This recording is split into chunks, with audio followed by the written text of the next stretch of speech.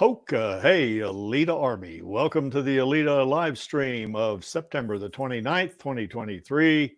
What life is like in Iron City, where we discuss all things to do with the movie Alita Battle Angel, the source manga Gundam, and the greatly desired sequels. I am your host, the Muskogee Creek from Denver, Colorado, and with me is Lee. He is from Fountain, Colorado. How's it going, Lee? Going pretty good.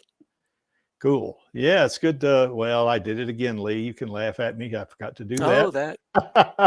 Yeah, I always That's the forget thing. I don't even remember until you do it. Yeah, I know. And also we have with us Do Not Stand By, and he is from Arvada, Colorado. No. Oh, wait. No, I'm sorry. I'm thinking of channel. I'm sorry. Yeah. Screwing up. God, Yeah, I'm still no, it's tired. okay.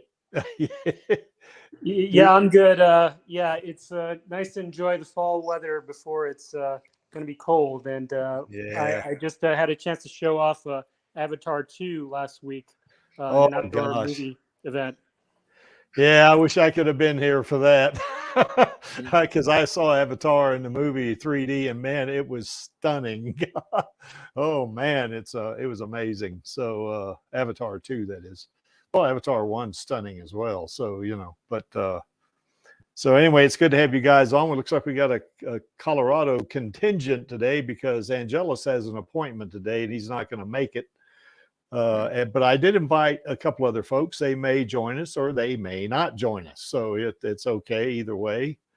Before we get to the main topic, I guess just a couple of little things. I think we've added about 20 signatures in the past. I think it's 10 days or something like that. I don't remember exactly. But anyway, there it is. There's a petition. The link for the petition is down in this description below the screen here. So if you have not signed it, please log into it and just kind of sign it. We still want Disney to realize we want that sequel. So we're well over 178,000 now. Still plodding along, making some progress on that one. And, I guess we didn't know there would be sequels, or else we'd say Alita Battle Angel sequels there instead of part 2. But that's the way, I guess, the petition was set up, on change.org. So anyway, sign into that thing. And if you haven't, people in the future that are going to be reading this, please sign into that petition, log into it and sign it.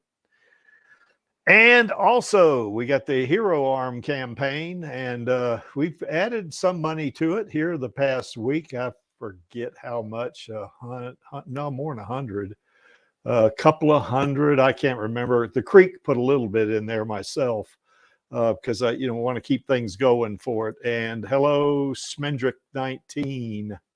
Glad to see you out there. Smendrick says hi to us. So anyway, I think he's noted there. Do not stand by. You misspelled your name, maybe. Oh no, you corrected it. Way to go. I corrected. I accidentally spelled it. Do not stab me. Well, we won't do that, So, but yeah, sign into this guy too.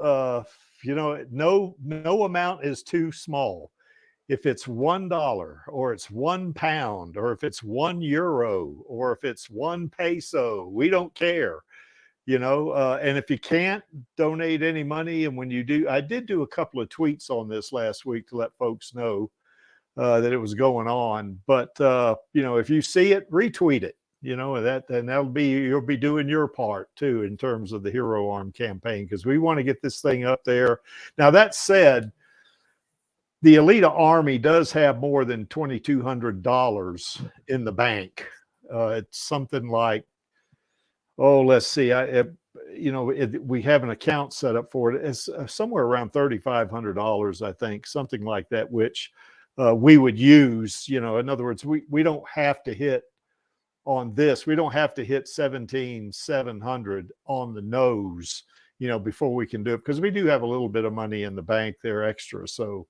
But still, we still want to hit this target, and we want to give some deserving individual a bionic hand.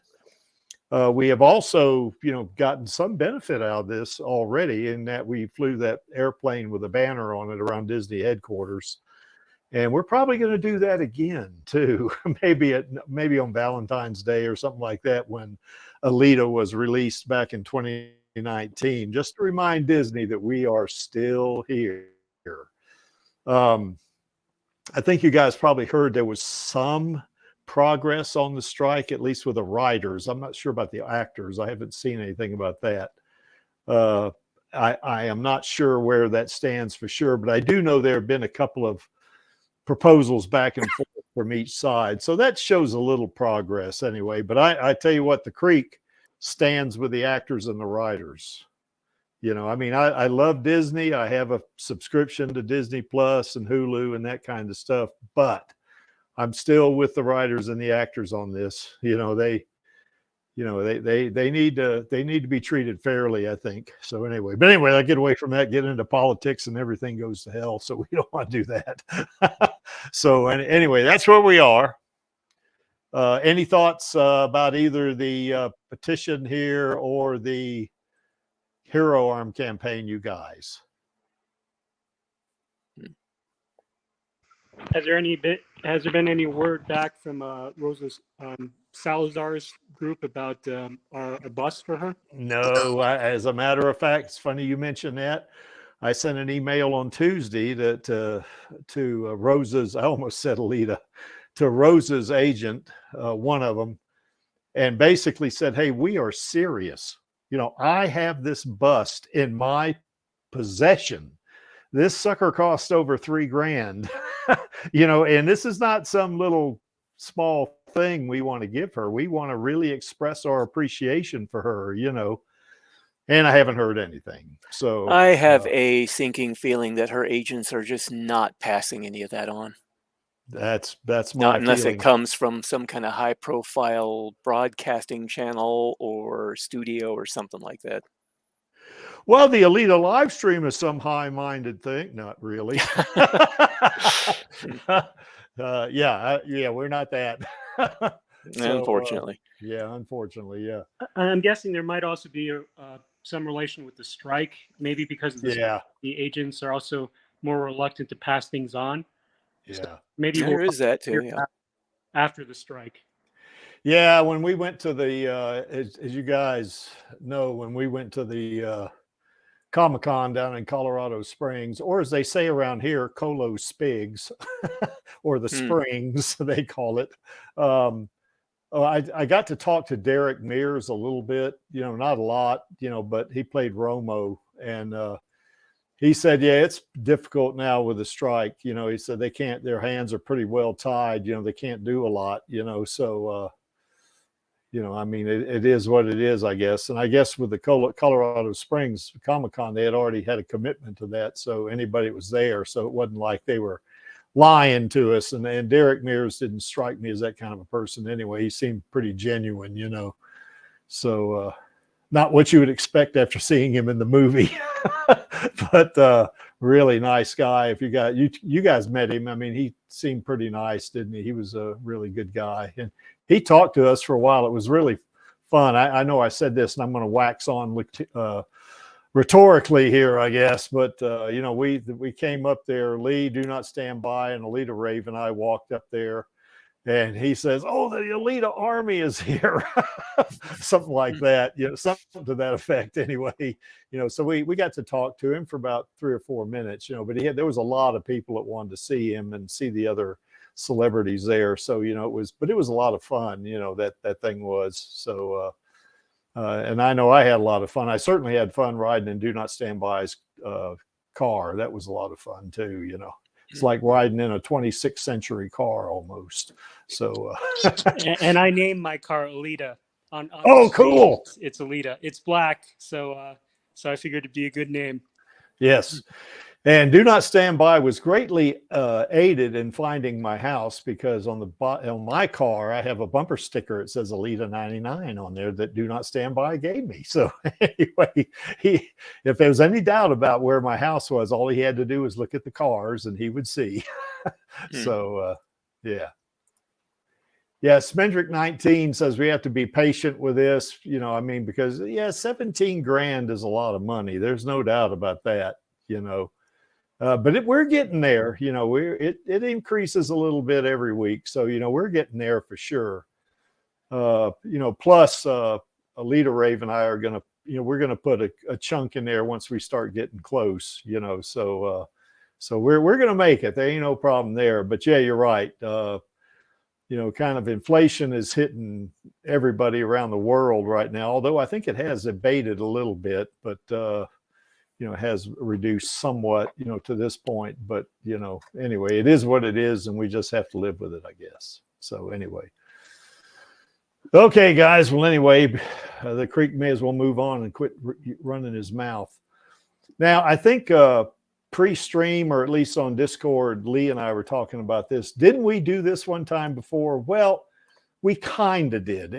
I mean, not exactly. I think what we really did in that stream is we talked about, you know, what would happen if one of us in the 21st century was teleported up the 26th I think it was how century. well would somebody from contemporary time period survive in a place like that, which is actually something I studied quite a bit, trying to figure out what life is going to be like for Jason in my story. So yeah, I kind of went into a bit of that, at least we looking into it. Yeah, and we did kind of go into this a little bit, you know, about Iron City itself, the basis of it, and that kind of stuff. But we were really more concentrated on is how well we could adapt, you know, to living, you know, in Iron City, because it's a pretty severe place. I mean, now granted, yes, it's a fictional place. There's no doubt about it. I like to think that it's actually Denver, Colorado, because you can see the mountains in the back. Like you don't see that crap around Kansas City, that's for sure. You know, but you know, and in reality, it's probably near the equator too, because it's in the movie, I think they placed it over Panama City, or what used to be Panama City. Yeah, and that'd be Panama City, Panama, not Panama City, Florida. Yeah, so, that's in Central America, which is closer to South America. I think it's like right on the upper northern part. That's right. Because it would be a lot easier, I think, to maintain certainly Iron City. I mean, not Iron City. Zalem is actually connected to Jeru, and Jeru is in. We had a stream on this about 3 years ago, I think it was, about how the physics of all of this, how it happens. And, you know, Jeru is up there in geosynchronous orbit. Well, it's a whole lot easier to actually maintain an orbit like that. It would be stationary in a geosynchronous orbit as it would be if you were to go up the latitudes. You know, now in the 26th century, their technology is so advanced, they probably could achieve that, but it would seem to be, there'd be a workload on the computer and stuff, and it'd always be adjusting, you know, and we talked about that a little bit in that stream too, about, you know, there's that elevator that goes up between Jeru and Zalem. Well, somebody had also pointed out that in the manga, it could still be the equator, because with the massive catastrophes Earth has suffered with the comet strike and number of other things, it may have caused Earth's axial tilt to alter. So it could be that Kansas became an equatorial region. Yeah, I don't know if it would tilt that much, just remembering me as a physics major back in college. But yeah, I guess anything's possible, I guess. Well, it's a manga. That's the thing. I mean, you got very anime style of, you know, catastrophes that can happen in there, which can be really over the top. That's true. That's true. I get you're right about that. So which is why in the movie, since Cameron doesn't do the sort of, you know, anime-esque over the top type stuff necessarily, he went with a much closer to the real world equator for a location. Yeah. Anyway, you know, it is what it is here in this in the movie and the manga, and even in the anime. Zalem is up there, and it's connected to Jeru, and or Teferes is connected to Cathares. You know, and that's what they're called in the manga anyway. And there are stresses and perturbations on both, that could make it a challenge, technologically, but certainly in the 26th century, even though they've been through a hellish war, interplanetary war. Well, according to a number of rocket scientists and engineers from NASA and various other space agencies who've been asked about it, the biggest hurdle we have right now is structural integrity of the tether. Mm-hmm. Is if we could get something that can withstand the stresses, once it gets up there, it'll stay up on its own. It wouldn't even need any kind of adjustments. Well, yeah, exactly. But what we talked about in that stream 3 years ago was that you basically got two cities that are suspended. One of them is a geosynchronous orbit. That would probably be, it's beyond our capability now. I mean, we put satellites in geosynchronous orbit. That part is not beyond our capability. But a city in geosynchronous orbit is way beyond our capability. And what we talked about there is that Jeru would be in geosynchronous orbit, but Zalem is not. Zalem is like it's flying. Well, that's what I'm saying. The engineers and stuff that have been studying this problem say once you put the whole tether together and you get one end connected to the other, gravitational forces will actually keep it stable on their own. Yeah. Well, I would still think that they would need some kind of computer systems monitoring, the stresses and, which way forces are coming from and kind of counteract them. It might be small amounts, but, over time, it doesn't matter how strong your material is. Over time, something like that is going to give in, and that's what I was thinking. And one of the things we talked about there, not that we're getting way off topic on this one, but one of the things we did talk about there was Melchizedek, is a super advanced quantum computer, and it would certainly be able to handle that. I mean, that would probably be child's play for it, just a matter of reading the sensors and having some kind of counteracting mechanism in place, to kind of do a actual reaction, to an action. For instance, say a hurricane. A hurricane comes through there, it's going to put some stress on it, and you would want to be able to, kind of balance that out. Now, certainly the material on the tether, particularly early on after it was built, would certainly be able to stand it. That's for sure.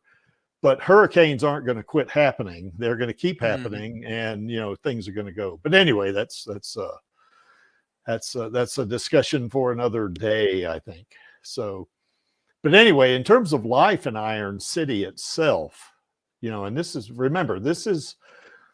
about 540 years in the future. So it for one thing, it's a little bit hard to grasp, what that would be. But I guess one way you could probably put it in perspective is think about what the Earth was like, or what civilization was like, let's say in 1483.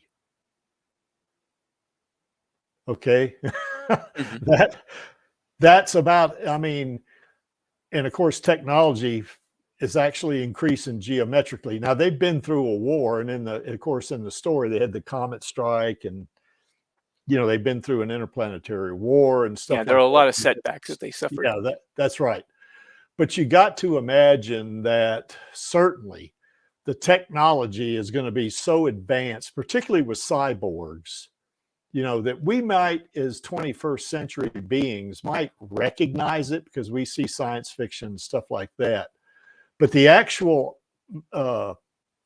mechanisms, the actual system kind of integration and stuff like that is kind of beyond what we're able to do right now. No one has actually had a total replacement cyborg done or made in the 21st century to this point. Now, yes, we've made some advances. People have, cybernetic arms and hands and legs and stuff like that. They're even experimenting with eyes, and cochlear implants and stuff like that. But this stuff I mean, that's certainly significant. But that is nothing like being able to tie a body, a synthetic body, connected to all of the neurons, all of the interconnections with the brain necessary that brain could operate, that body. It's kind of like what Alita is, So that's kind of where, that's the way to imagine this. So that's kind of where we are in trying to figure this out. But anyway, one of the things we are going to talk about is Zalem. That is something that you cannot miss. If you're approaching Zalem, that I'm so certain Interstate 70 is not going to be there in the 20th century. Although in the novelization they do drive on roads that the way I read it, it was probably old interstate. Perhaps. Yeah, the old, worn out, badly maintained roads, because they weren't really bothering upkeeping any of them. But there were, traces of old road out there. Yeah, that's right. So, yeah, but anyway, that, if you were approaching Iron City, from a ways off, maybe 50 miles away, or maybe, because I mean, in certain places here in Denver, you can see Pikes Peak, and that's 60 miles away. So, you driving toward Iron City, you're going to see Zalem. As a matter of fact, that's going to be the first thing you see as you approach Zalem from a very far distance. Oh, yeah. Or Iron City, you're going to see Zalem first, and then as you get closer, then you start seeing, Iron City. Yeah, even on a partly cloudy day, you're going to see the tether, if nothing else. And as you get closer to over the curvature of the horizon, then you'll see Zalem. So even if you're a really long distance away, there's no missing it. Yeah, that's right. And it's like we got there on the first bullet. Zalem dominates the countryside. I mean, it's kind of like when you're in Colorado Springs. The folks on the stream here don't realize it, but you're in Colorado Springs, Pikes Peak dominates the countryside. I mean, there is no denying. In fact, the mountain range is a navigational landmark because it's to the west of us. So we could always look at the mountain range, and it's always obvious which way west is. That's right. Yep. So anyway, that's one of the things that you deal with. Not that that's that big a deal to deal with, because we can see things from a distance now when we go to various places. One thing that's kind of interesting is the scrapyard. And the reason why that's interesting is that these people living up in Zalem, they're dumping their bull crap down on the ground. That's all they're doing. It just ends up. And if you see in that picture there on the top there, that the one just above where the factory is, what that was, or at least I believe in the manga, that was actually all connected all the way down to the ground, if I'm not mistaken. Yes, it was. And it during the war, it got blown to hell or something like that. Well, there was some kind of a plague, I think, in the manga. And in the movie verse, it was a similar thing, only the plague was brought on by the war with Mars. Yes. So they cut that connection to Star City, what Iron City used to be called, and to prevent the plague from spreading up into Zalem. So I think it was a similar thing in the manga, that there was some kind of a biological outbreak that they tried to basically stop from spreading up into Tefaris, the city, the Sky City. So it was truly a space elevator from the ground up to Jeru. So, so anyway, but that's one thing that struck me when I first saw the movie, is particularly when Ito was walking around in there trying to do some scavenging for parts. I thought, what the crap? He's in the junkyard looking for stuff. Stuff like that. And that's exactly what he was doing. And that was before you had even read the manga, wasn't it? So you weren't even familiar with Scrap Heap. No, I was not. Yeah, that's right. Or the Scrap Yard, as they called it in the manga. Okay. Yeah, and it wasn't until I got into the movie a little bit when I saw Zalem the way it was, and Hugo had told Alita, all that stuff is dumped from Zalem. I thought, oh, that's a shitty thing to do, the people on the ground, dumping all that crap on them. But, it's kind of in the middle, I guess. And Iron City's built around it. So... Yeah, I was going to mention Zalem dominating the sky like it does, and the relationship of them basically using Iron City as their landfill. is going to shape the perceptions of both the Zolamites towards the Dirtsiders and the people in Iron City towards the Zolamites. They're going to have very different views of each other, because in the novelization they do mention that the Zolamites view the Iron City people as sort of, lesser, beneath them, quite literally beneath them. Well, you and sort the of people see. in I was Yeah, just going to mention real quick that the yeah. even in the manga they have the presence of Tefaris, and in the movie of Zolom also shapes certain religious beliefs of people in Iron City and in the scrapyard in the manga. You kind of see that today, don't you, with some some gated communities, I guess, that have wealthy people in it, and you can't get in there. You gotta have a pass to get by the gate. There's even been some unfortunate incidences where people of a certain skin tone, even if they actually live there, have been mistaken for an undesirable at times. So yeah, there's a certain mindset that seems to come with that kind of thing. Yes. Which is unfortunate, I guess. Well, not I guess, it is unfortunate. As a matter of fact, I'm not going to mention the name of this one gated community, but you have to pay, or at least years ago, I don't know what it is now, but you had to pay $97,000 just to get in there, and you had to fill out an application and stuff like that. And it was rumored that there was some celebrity that had actually wanted to buy property in there, and because they weren't white, they wouldn't allow them to do it. Now this has been 30 or 40 years ago, so it's probably not like that now, but that's what we're talking about here. The people up in Zolom don't want the people in Iron City going up there, and it's kind of like what Vector told Alita at the end. When he showed Alita Shirin's eyes, hands, and heart. Yeah, they only get up there as parts. That's the only way anybody ever gets to Zolom, So, and you just don't go up there, as Ito says, it just doesn't happen because they don't let it happen. Yep. Certainly we're going to talk about the people and, just a little bit of a discussion about that. And we're going to concentrate on, certainly because the people here are going to be cyborgs and humans for sure. And it's kind of like when we, one of the things that Elle Lamont told us when we interviewed her was one of the interesting things that she saw about the story, when she was reading the script, is that it was kind of like all these people were thrown together, cyborgs and humans, and they're all just trying to live, know. Yeah, that's the thing. That's also in the art book for the a lot of the concept art and stuff that the movie has got. Yes. One of the things that they mention is, like, for us, we look at it and it's like this dystopian, almost hellscape in a lot of parts of Iron City.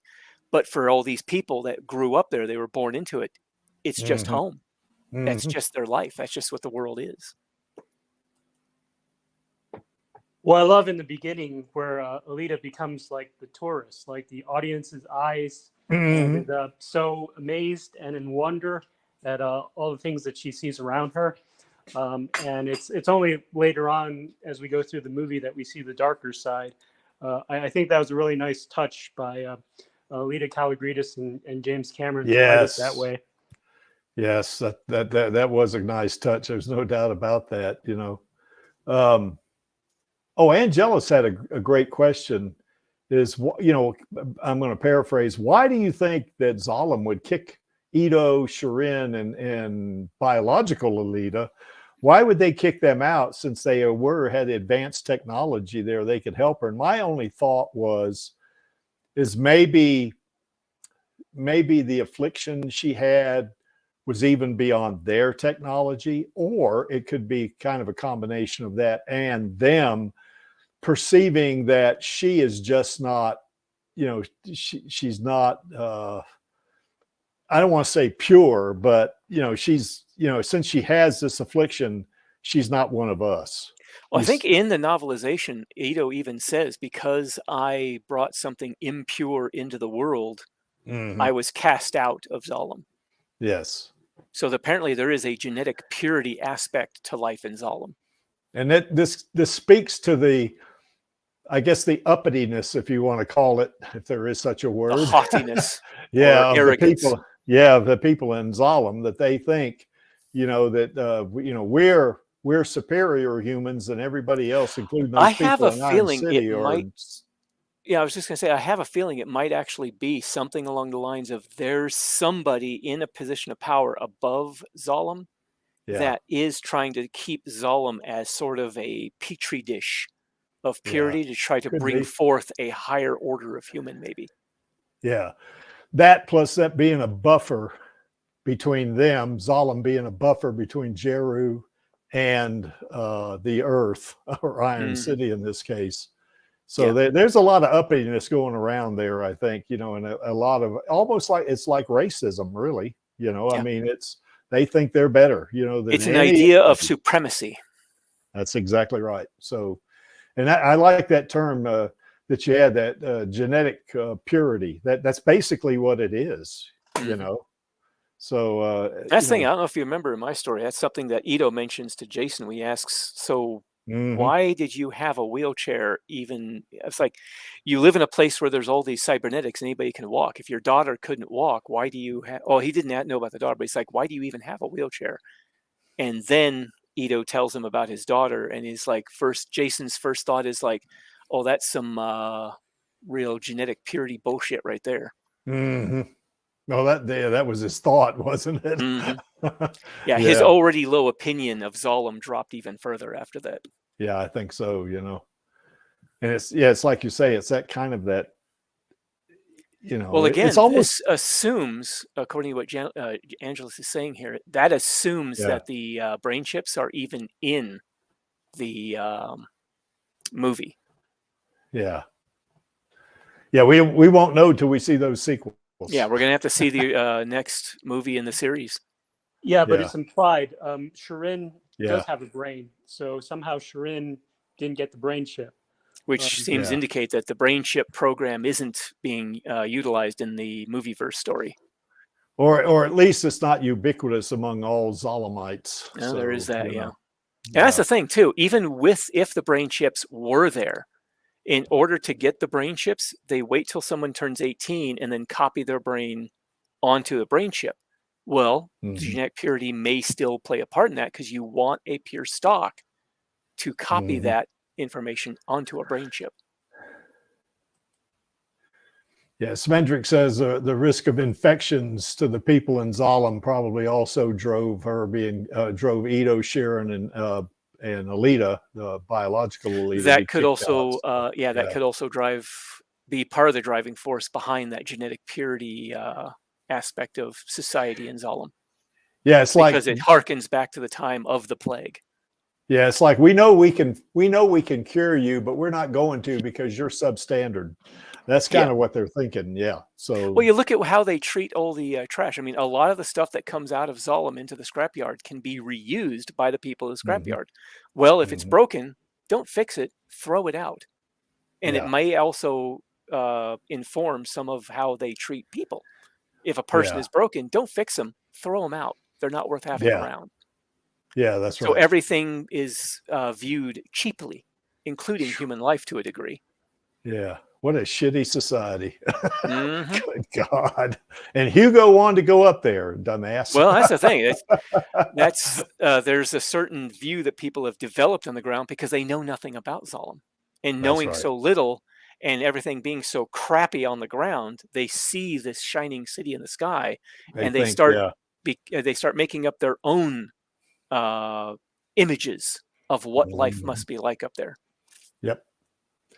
But anyway, we're going to talk about, see, now when we talk about the people, these two groups, cyborgs and humans, this is not these aren't two monolithic groups. Not Mhm. everybody that's a cyborg. I would actually argue they're not even two different groups, because a Well, what I'm cyborg saying is is, yeah, what I'm saying is, though, is they're not monolithic. In other words, every cyborg in Iron City is not a total replacement cyborg. oh yeah, there are degrees of them.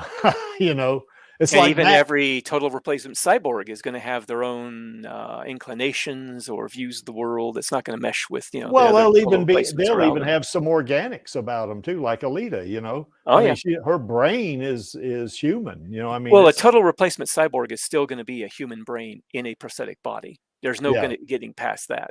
Well, my point is, though, there is no such thing as a 100%, at least in Iron City. Now, when we get in the Last Order, this is different. But Yeah. in Iron City, there is no such thing as a 100% cyborg. Well, at that point, you're Totally, not a yeah, cyborg, you're an android. you're an android. That's exactly right. So, but yeah, you're right. This is not two. I mean, it kind of is two groups in a way, because they probably look at each other perhaps that way, particularly if you got somebody who has been sufficiently changed, you know, to the point that maybe they identify more with folks like them that have cybernetics than they do with folks that have less cybernetics or are pure organic or something like that. You might get that because human tendencies, you know, kind of do that, I think, sometimes, you know. But the Split each idea other here is, into groups and whatnot. yeah. Oh, But they actually did a number of studies on that, and they found yeah, out that we seem to have a propensity for doing so. It's not something we can't overcome, but there does seem to yeah. be a certain wiring in that regard.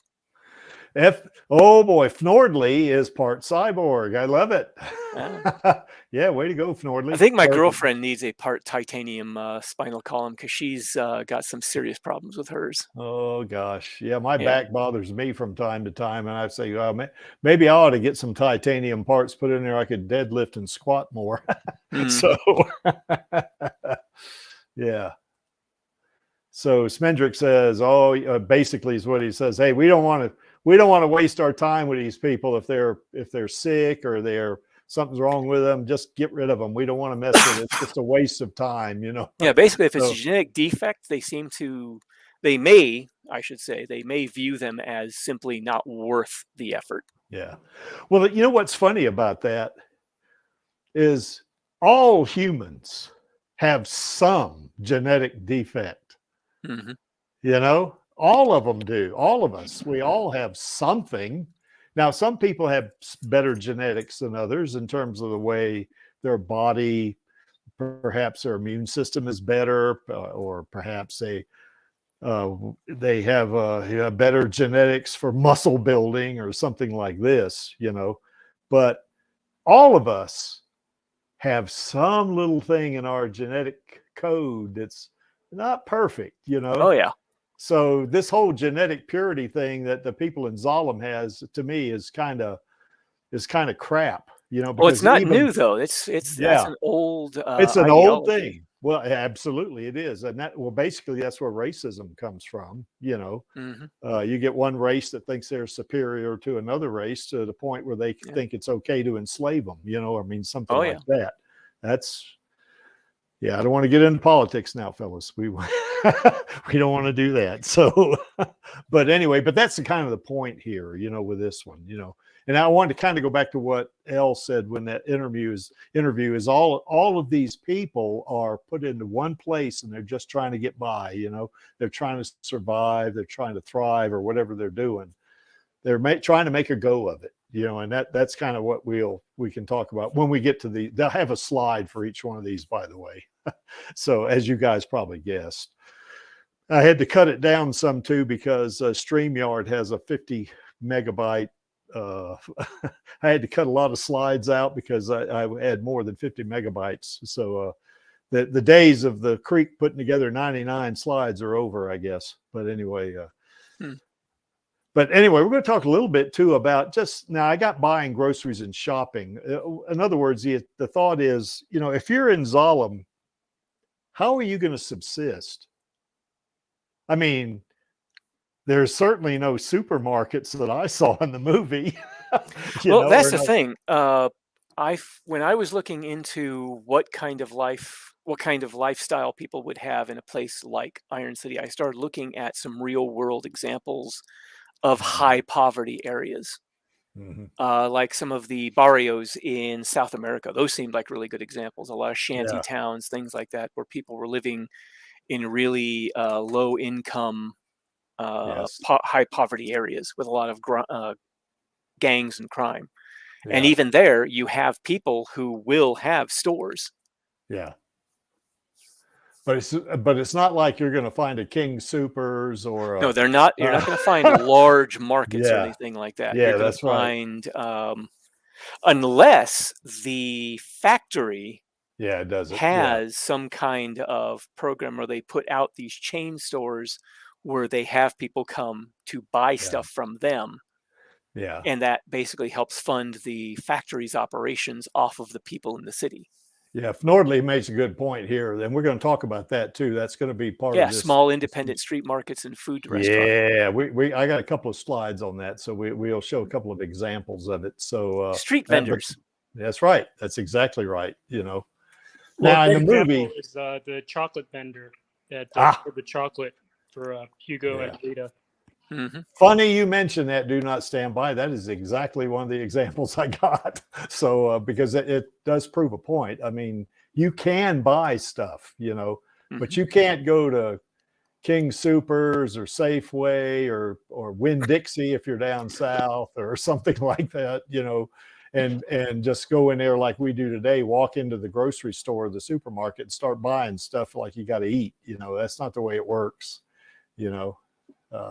Now they do have a monetary system. I mean, they got credits, you know, which would be similar to our currency, you know. So, you know, I mean, that part of it would be similar. I think in terms of us, now we're not talking about us going to Iron City. We're going to just talk about, you know, Iron City itself, you know. But if one of us was to go to Iron City, we would pretty quickly recognize that you got to have, this is the money, the currency, because like, for instance, if in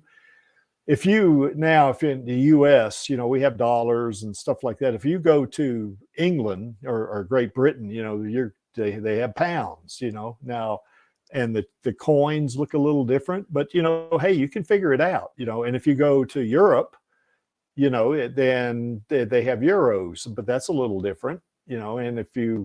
And probably, I guess Angelus would be able to tell us this, that they have dollars there in Australia, but they look different. But we could figure that out. And I think that the same is true here. I think they do have a currency there that people can buy stuff. And we're going to see that in that one example that Do Not Stand By does, because, you know, Hugo does give that street vendor, he does give him what looks to be a couple of coins, you know, I don't know. And then you know, he buys this big old bar of chocolate for Alita, and of course sets her on the path of being a chocolate junkie, I guess. So we're going to talk about the factory a little bit, but we're going to kind of go beyond that, because not everybody, and now Ito says everybody down here works for Zalem. Well, that's not really true. The street vendor doesn't work. Well, it works for the Zalem. Factory specifically, which supplies Zalem. Yeah, that's right. That happens. But everybody that works, everybody that's making a living is not directly working for the factory. You know, some of them are selling stuff to the people in Iron City. You know, they don't work for the factory. Now, that doesn't mean to say that they're not under control of the factory. They most certainly are, you know. Another thing we're going to even talk about is the prevalence of motorball. And the reason why we're not going to go into the sport itself too much, but one of the things about motorball in this society, it's kind of like what we saw or what you would read in the novelization. It's bred in circuses to control the populace, you know.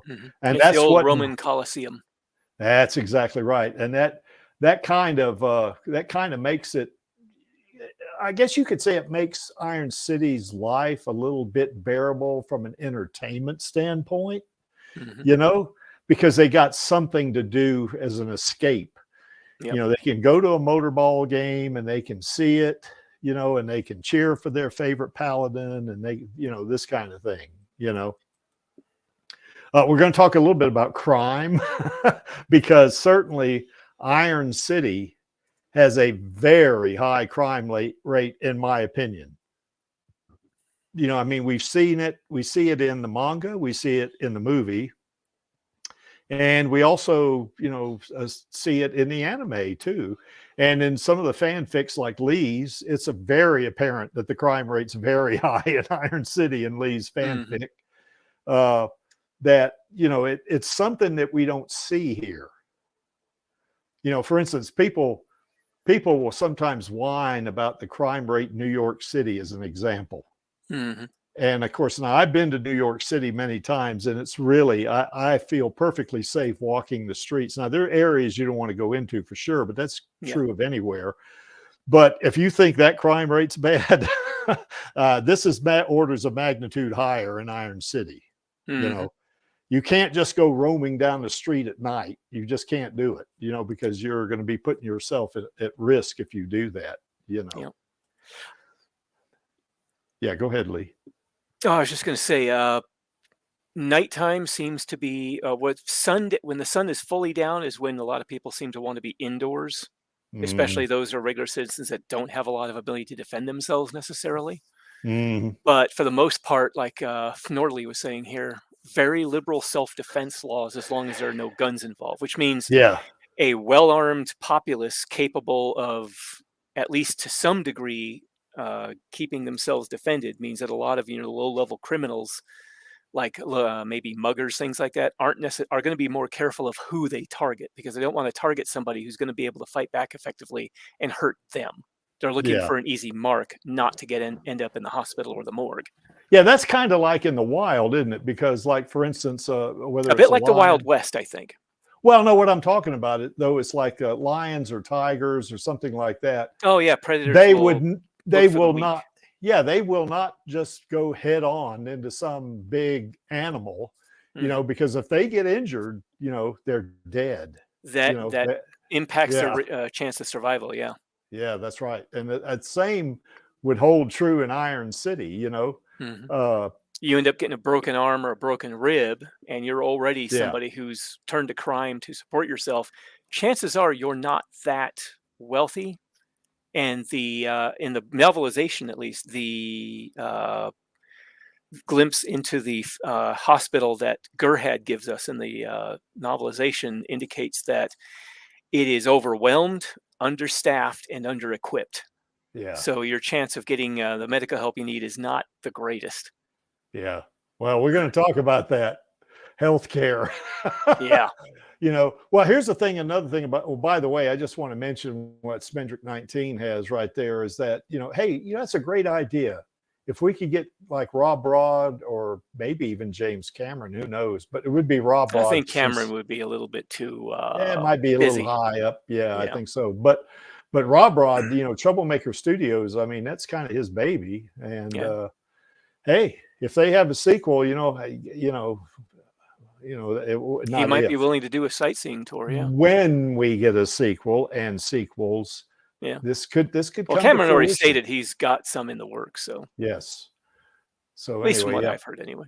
That's exactly right. Now, here's another thing about crime. If it's the average person, the average meat boy or meat girl, if you want to call them that, they would most certainly, they would be, I guess you would say they would have a heightened state of awareness about who they're going to attack. Yeah. A total replacement cyborg, like now Zapan, of course, he's not a criminal. I guess he kind of is in a way because he did kill that one cyborg. But I'm not talking about hunter warriors here. I'm talking about people like Romo, Nisiana, these folks.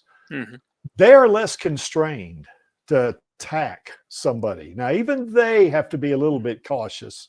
That's why, with the Jacker gang that Hugo was part of, numbers and preparation.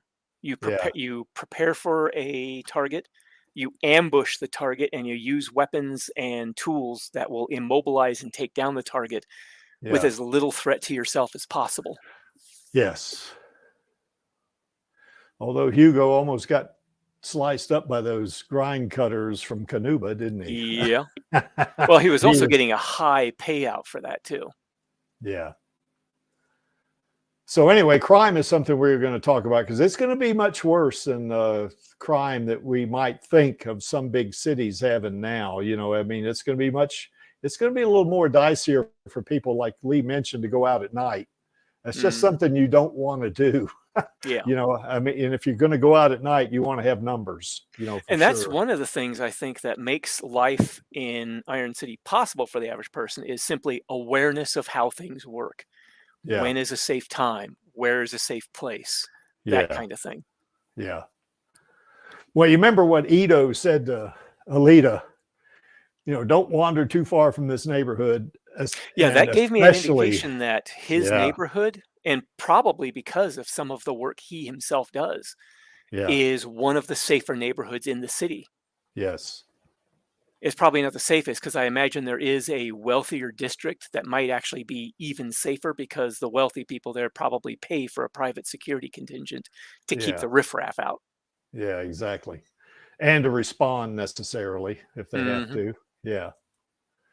And of course, the last thing we're going to talk about is healthcare. And you may say, well, why would we want to talk about medical services? Well, it's kind of like Lee was saying. There ain't a whole lot of that running around Iron City. Now, yeah, there'll be cyber doctors. And I got the distinct impression that Ito is probably an adequate, if not good, someone who can treat even a human who gets injured. Well, in order And to be able to do the kind of surgeries he does, integrating cybernetics into an organic body to yeah, varying degrees, all the way up to including, total replacement, he's probably really good at regular organic medicine. yeah, he probably is. But it's not like you get injured, you get seriously injured, and you can get to go to the emergency room. Mhm. or the Well, or as the your head says, you do have an emergency room, but yes, typically they'll just give you some kind of narcotic and tell you to go away. yeah.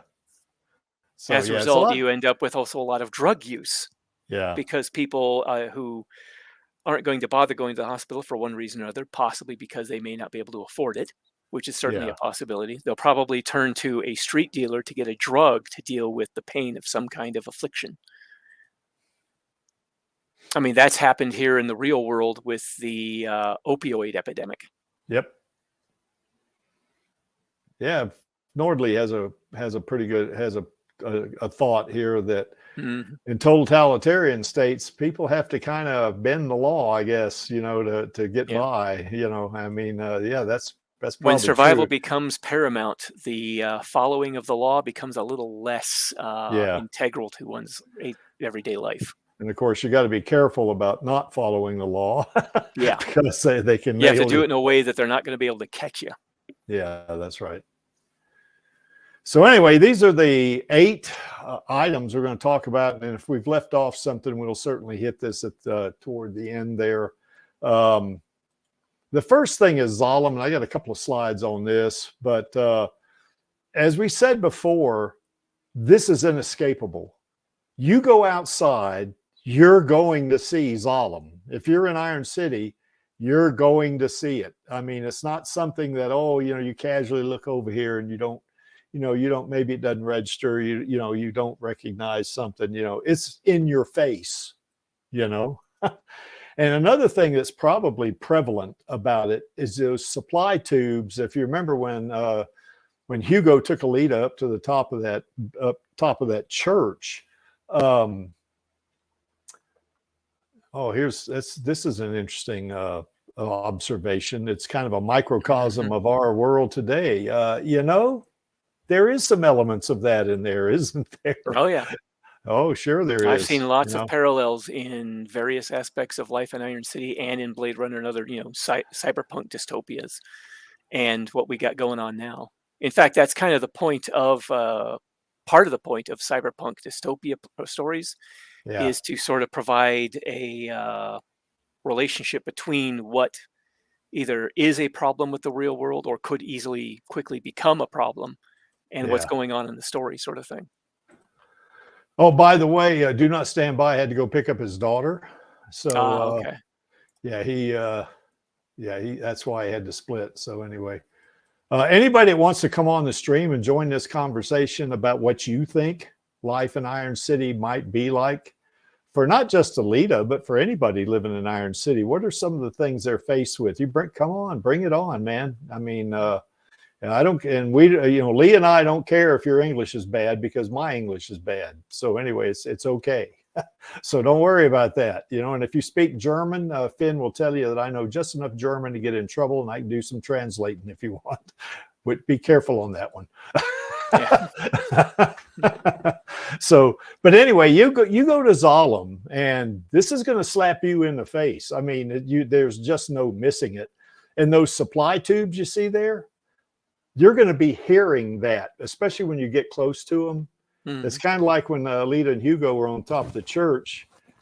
Hugo says, "Listen to that," and she kind of has that look on her face, like that, Yeah, it sounded like it's very noticeable when you get closer to them, but if it's spread out around the Iron City as you're not going to hear points are, it's not going to hear it all over the place. Yeah, you're not. But probably on a quiet day when it's not windy or something like that, the sound probably does drift to quite a few areas. Yeah. And Finn says, well, he says I guess he's implying that my German's okay, but maybe it is Finn. I don't know. but he says his Corbin Dallas from Fifth Element. I only speak English and bad English. Yeah, that's right. And he's sorry because his keyboard bothers him, I guess. So he don't want to jump on. But Finn, if you want to jump on, dude, you just do it. We'll welcome you on here, and we'll welcome anybody that wants to jump on. But there is no getting around this. When you're going to see Zalem, you definitely are going to see it. And you're not going to miss it. And that's the sun rises, the moon moves through the sky, night falls, and there's Zalem all the time, every time. That's exactly right. And it's kind of like living here. Here's Channel does not exist. Oh, hello. Hey, Channel. How you doing, lady? Good. This is my last weekend before starting college. Oh, cool, girl. That is so cool. Yeah. Have you figured out what your major is going to be yet? It doesn't really work like in America and Poland, but I am studying biomedical technology. Okay. That's cool. That sounds interesting. Maybe you could start developing some cybernetic interfaces. Who knows when you get ready. So anyway, welcome aboard. We were talking about Zalem, in terms of if you're in Iron City, there's no missing it. Yeah, it will dominate the skyline. It'll dominate the sky, actually. Yeah. It's kind of like what we use, what we said, kind of an analog to that would be like in Colorado Springs. I know you're not familiar with that channel, but there's a mountain there called Pikes Peak, and it's huge. It's over 14,000 feet, and there is no way you can miss it if you're in Colorado Springs. It's not like here in Denver. I mean, you can drive to places where you can see Denver in the distance, but my place here where I live is about, as a crow flies, it's about 10 miles, okay, 10 to 12 miles. And you can see Denver in the distance. But if you're driving going from point A to point B, you might not even look at it. I mean, it just, it's no big deal. I mean, it's so far away. Yeah, when you grow up with something, even something like Zalem, eventually it's like, it's always there. You're always going to notice it. But often it'll become background noise, basically. I spent a lot of my early childhood not in the mountains, but in a city that's really close to the mountains. So the horizontal line is just bluish outlines of the mountains. Yes. And it's just that whenever you go to some different part of the country, there isn't a bluish mountains outline in the distance, just always, but not actually. You're not actually in the mountains, just the bluish outline. It's funny you mentioned horizon.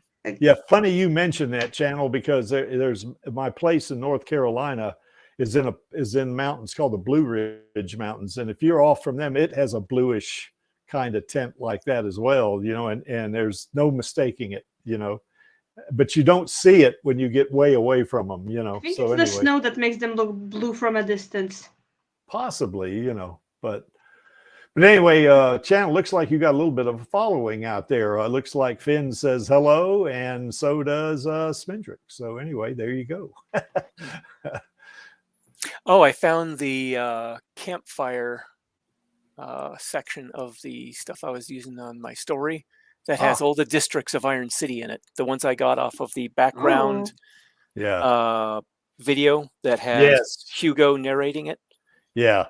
Barrio Oscuro is is also known as a shadow quarter, is directly under Zalum's shadow throughout most of the day.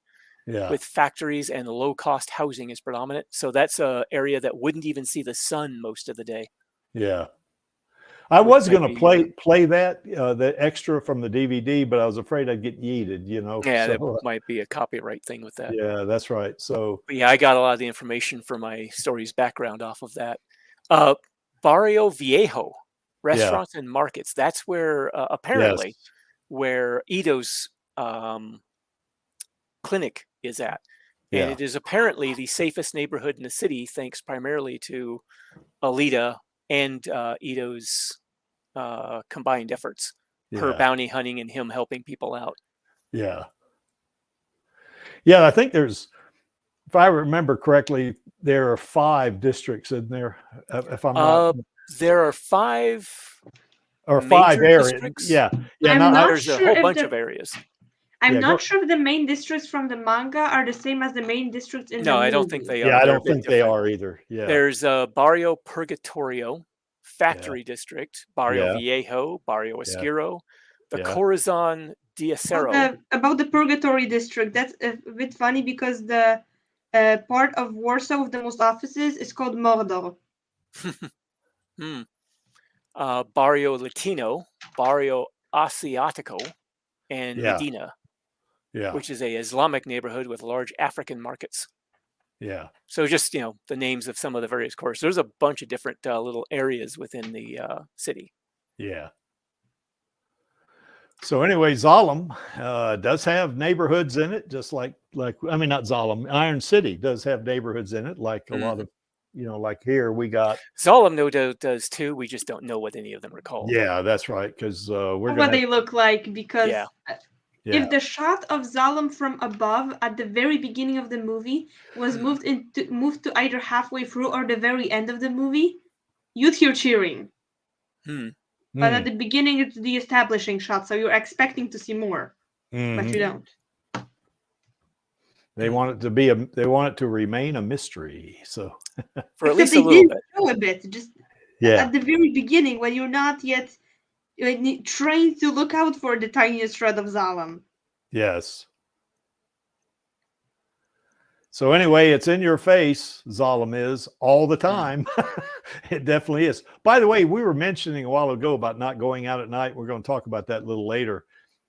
I can't remember what district Cafe is in, but if you noted there that Hugo, and Koyomi and Tanji and Biff were all there. You know, I think that's Barrio Viejo, because if you notice, Alita, when she goes for a walk, she runs into them. It appears relatively shortly after leaving the clinic, so it looks like it's in the same neighborhood. Same basic spot, yeah. So but anyway, you know, that's a good example of numbers. Yeah, restaurants and markets abound in that area too. So plus, you know, all of the Hugo's Jackers are there, you know, or at least those 4 anyway.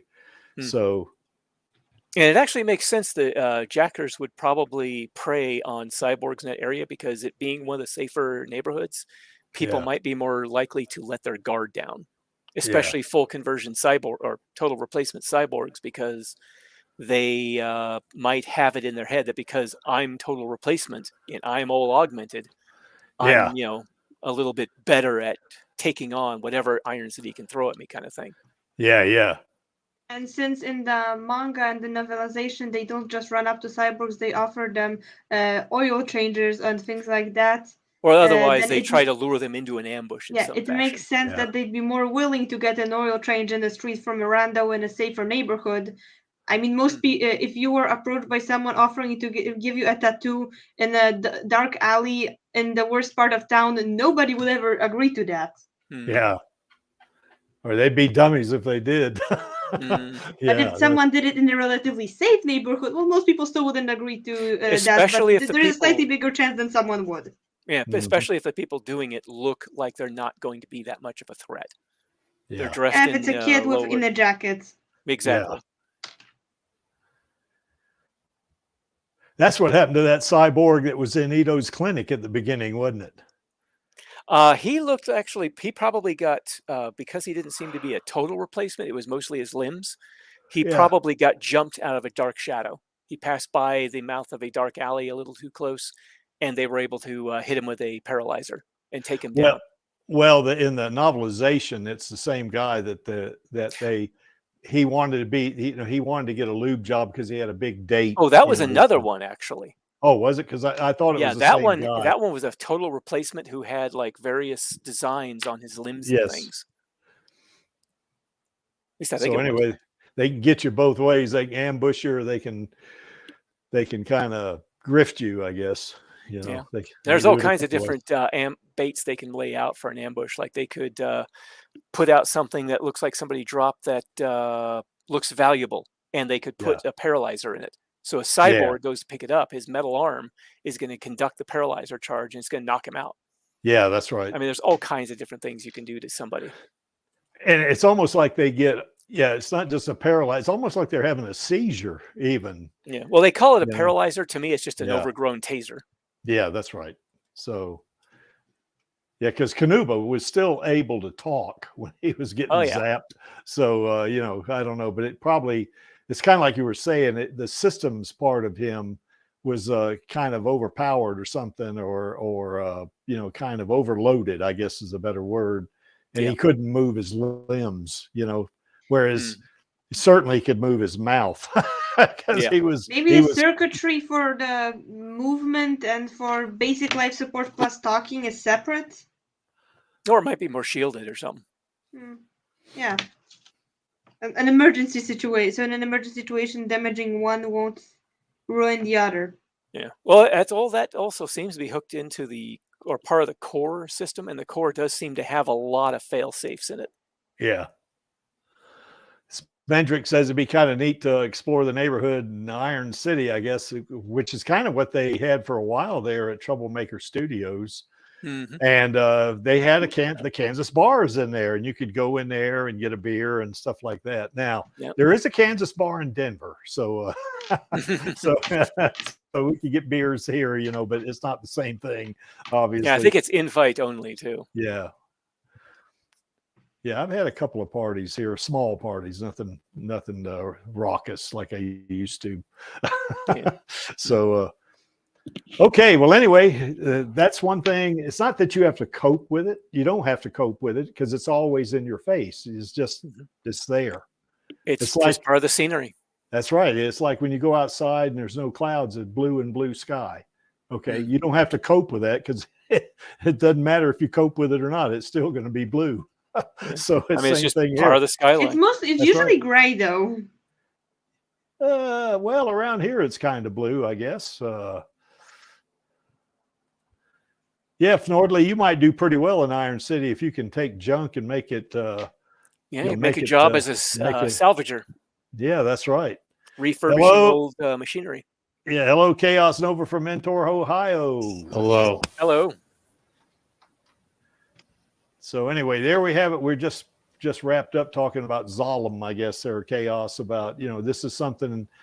I mean, it's not anything that I guess it kind of the political structure, governmental or whatever, the rules and stuff like that. But Zalem itself doesn't really physically impact anybody on the ground. It's just there, But of course, certainly they have rules and stuff like that people have to obey. But it's not like, having a building somewhere where you got to be careful if you're flying or something like that. It's not like that at all. Yeah. Well, I think it would have a psychological effect. Somebody I think is You can double. Yeah, just kind of mute. Yeah, you want to mute your.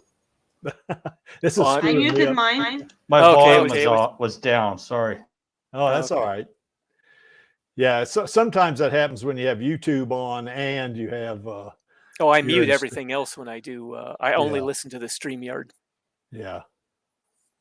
But I was going to say it might probably a strong psychological effect that is a constant sort of undercurrent to everybody in there in Iron City, Yeah.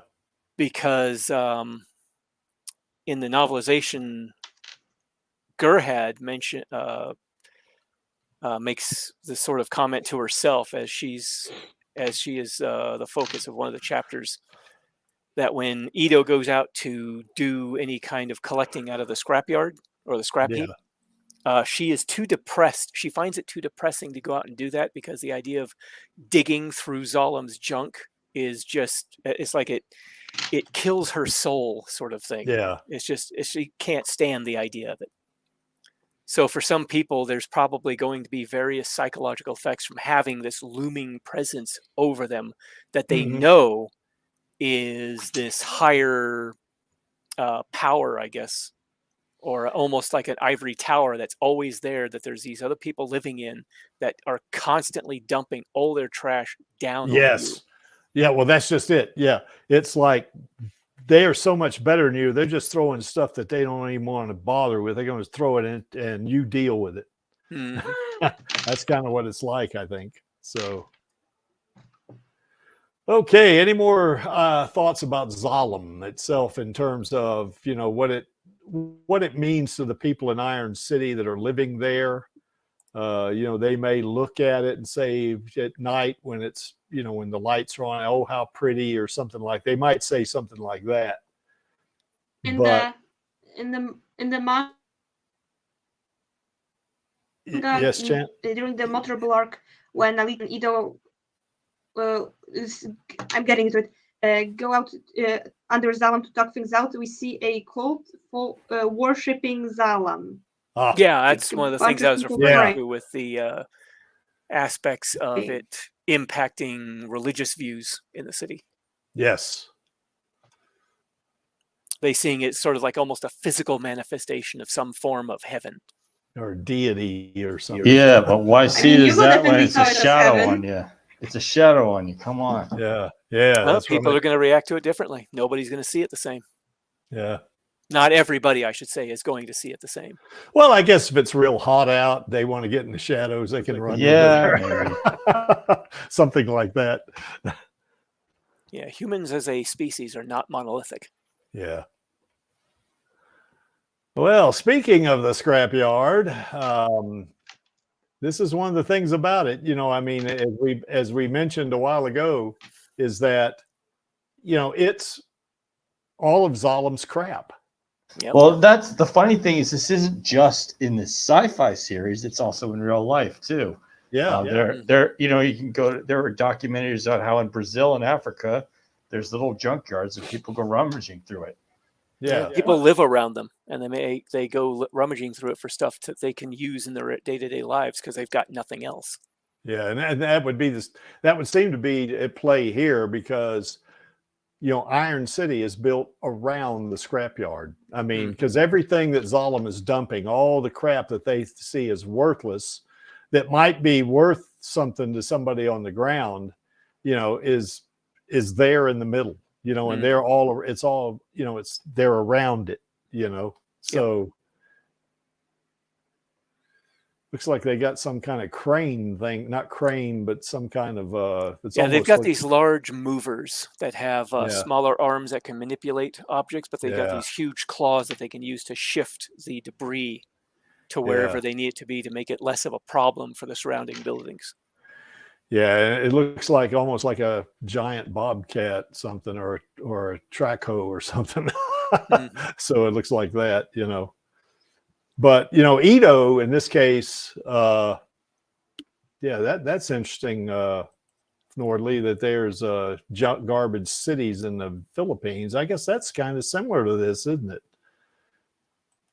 Because in the manga, I think they don't call it Iron. They don't call whatever it is there Iron City. They just call it the scrapyard, I think. And I think in the anime, I think I heard Shirin call it one time Scrap Iron City or something like that. So it, you know, it depends on where you are. And certainly in the movie, it's Iron City and the scrapyard's in the middle. But in the manga, it's just a scrapyard. Everything's a scrapyard, you know. It could be an official name and also the name everybody actually use. The matter of an official name and the name everybody actually uses. Well, I think the people in Zalem would think of it as, oh, that's just the trash heap where we throw our crap. You know, that's you know, that's probably what they think of it. They probably just think of it as the garbage. Yeah. If they think of it at all. Well, one of the things, there's an interesting, you know, I guess an interesting observation by Lee. Yeah, there are pictures of kids around these junkyards or scrap yards in, you know, in less developed countries. That would be the same thing here. The thing about the scrap yard here, though, and in the novelization, it says that they dump their garbage or they dump their trash about every 20 minutes, but it's not a given that it's going to be 20 minutes. It's kind of sort of 20 minutes. So getting closer to the center, which is directly under the funnel, you can get some more valuable scrap often, but it's more dangerous. You might also get hit in the head with something. You might end up as part of the scrap heap. Yeah. Yeah, that's right. So sort of kind of 20 minutes, like a bus schedule, except if it messes, if it calculates wrong, instead of being late for work, you're dead. Yeah. Yeah, another interesting observation there that Kishiro was he was aware of people, you know, in third world countries, you know, being less, you know, I guess fortunate financially or whatever, you know, poor, you know, that this is how they live. Well, this is what these folks are doing here in this fictional, you know, as a fictional city for sure. But, you know, this is kind of what's being portrayed there. In well, the that's movie, what good you know? science fiction does, is it does tie certain elements of the real world into the story that it's telling without being necessarily too overt with it often. Yeah. Science fiction portrays in a different, more sci-fi way the problems that already exist. Yes. Just in a cool looking way. Wrapped in a good story. But it's in war. War never changes, or some things will always be the same. Yeah. I was going to say in the 41st millennium, but that's a little too far ahead in the future. Yeah, a little bit too far up there. Yeah, that's the 41st millennium. Good Lord. Warhammer 40K. Oh, yes. The Imperium of Man. Yeah. Yeah, well, it wasn't what's his name? I played Superman. Henry Cavill is the producer. Yeah. He's the producer of the Amazon TV series that they're working on. Yeah, his favorite is a Custodes army that he collected in his painting. Okay. I got to see this. Well, they have. I'm just going to say that the Warhammer 40,000 video games save you money because the figures drain a lot out of you. Yeah, that's one of the reasons I stopped being into the whole thing, because I was a big fan of Warhammer 40K for a while, but I could not keep up with the cost of buying the miniatures, and I just gave up on it. But I do have like just a regular, you know, board game from the same people who make Warhammer 40,000. I enjoy that just as much. Yeah. Yeah, Kishiro does address politics to a degree, doesn't he? I think what Kishiro does, he just makes, you know, it's situations that are timeless. That happen again and again and again. Yeah. Well, like the scrapyard right here. I mean, we have that today, don't we? I mean, in we did in ancient times too. Yeah. I mean, you had the different levels of the ancient or classical Roman city. Yep. From the trash to the highest point in the city. Yeah, a couple of things about this scrapyard too. We mentioned one already. Zalem dumps about every 20 minutes, but you don't want to depend on that as a law, because you could be out there for 10 minutes and you get dumped on, you're done. But another thing that they mentioned in the novelization is that most people are not in the scrapyard after dark. You know, because now you're definitely putting your life at risk, you know, by doing that, I think, you know. Well, it's kind of true too. I mean, I mean, some people don't think about it, you know, driving a high-speed car, but walking out in the woods, you don't know what's out there. Yeah. I mean, for the most part up here, north, black bears will leave us alone. But if you get a bear cornered, Yeah. normally they Or- recognize our territory, but they will, if the bear feels like you're cornering them, they will get nasty. Or if you get around their cubs too, that'll set them off. Well, they have their territory, we have ours. That's how it goes. Yeah. So But anyway, the other thing is don't leave food around because bears want to get that. Oh yeah. Yeah, we had some bears around here. I mean, I live in a neighborhood. I mean, it's not a gated neighborhood, but it's a relatively I don't want to say well-to-do area. Yeah, sort of. I mean, it's upper middle class, I guess. But anyway, I guess you could say. But yeah, they had signs out saying "Do not feed the bears" because there were a couple of bear sightings around here. Yeah, they'll keep coming back if they get food from somewhere. Yeah, that's right. So wait, so I saw on the news that there was an elk on at a bus stop in the middle of Oregon. Yeah, if you go to the Midwest or like Arizona, Idaho, Utah, there's elk out there, and you don't want to leave food for them either. Yeah. Oh, up in Alaska, we had moose around the subdivision we lived in, and you had to be real careful. We had some idiots from the lower 48s, the main lower 48 states, who would move up there and move into the suburb, and one of their kids, I guess he had no idea what he was doing because he threw snowballs at a cow with her calf. Oh my gosh! Really? Yeah, he ended up in the hospital.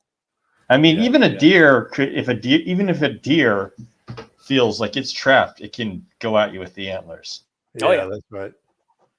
But my brother, he was riding his snowmobile down one of the roads because we had dirt roads covered in snow during the wintertime. And he ended up racing a bull moose that suddenly come out of the woods at him. It came up, just went up right alongside him. I agree with you, Nordley. I leave the animals alone.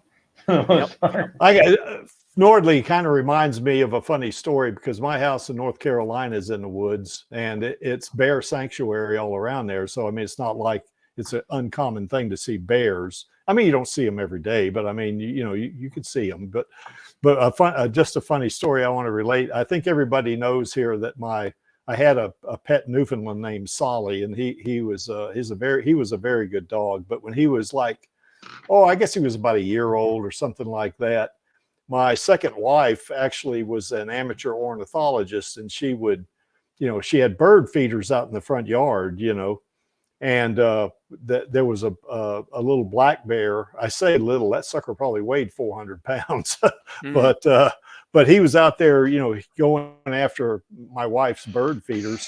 And Solly, we had the windows up because it was nice and cool outside and stuff like that. And Solly saw that bear out there, and it was like a territorial thing to him. He would, he looked like he had rabies, when he was so mad, and he tried to go through the window, and lucky I grabbed his collar before he got out. He actually broke the screen going out trying to get to that bear, and he was barking, and that bear heard that bark, and off he went. So there was, but that's a case. That's a case where, that you're in the same place with the animals and kind of the territories overlap, I guess is the way I would put that, Yeah, I mean, we don't see too many animals in the manga. I mean, there are the mole men, but they're more or less like the new indigenous kind of people. Yeah. Well, there's the rat the homeless people are eating. And you see some dogs occasionally and a cat here and there. Yeah. Coyotes. I was talking about outside the streets. Yeah, coyotes outside the city. I guess I'm going to presume they have livestock because there's obviously people eating chicken or something in the. So livestock in the farms.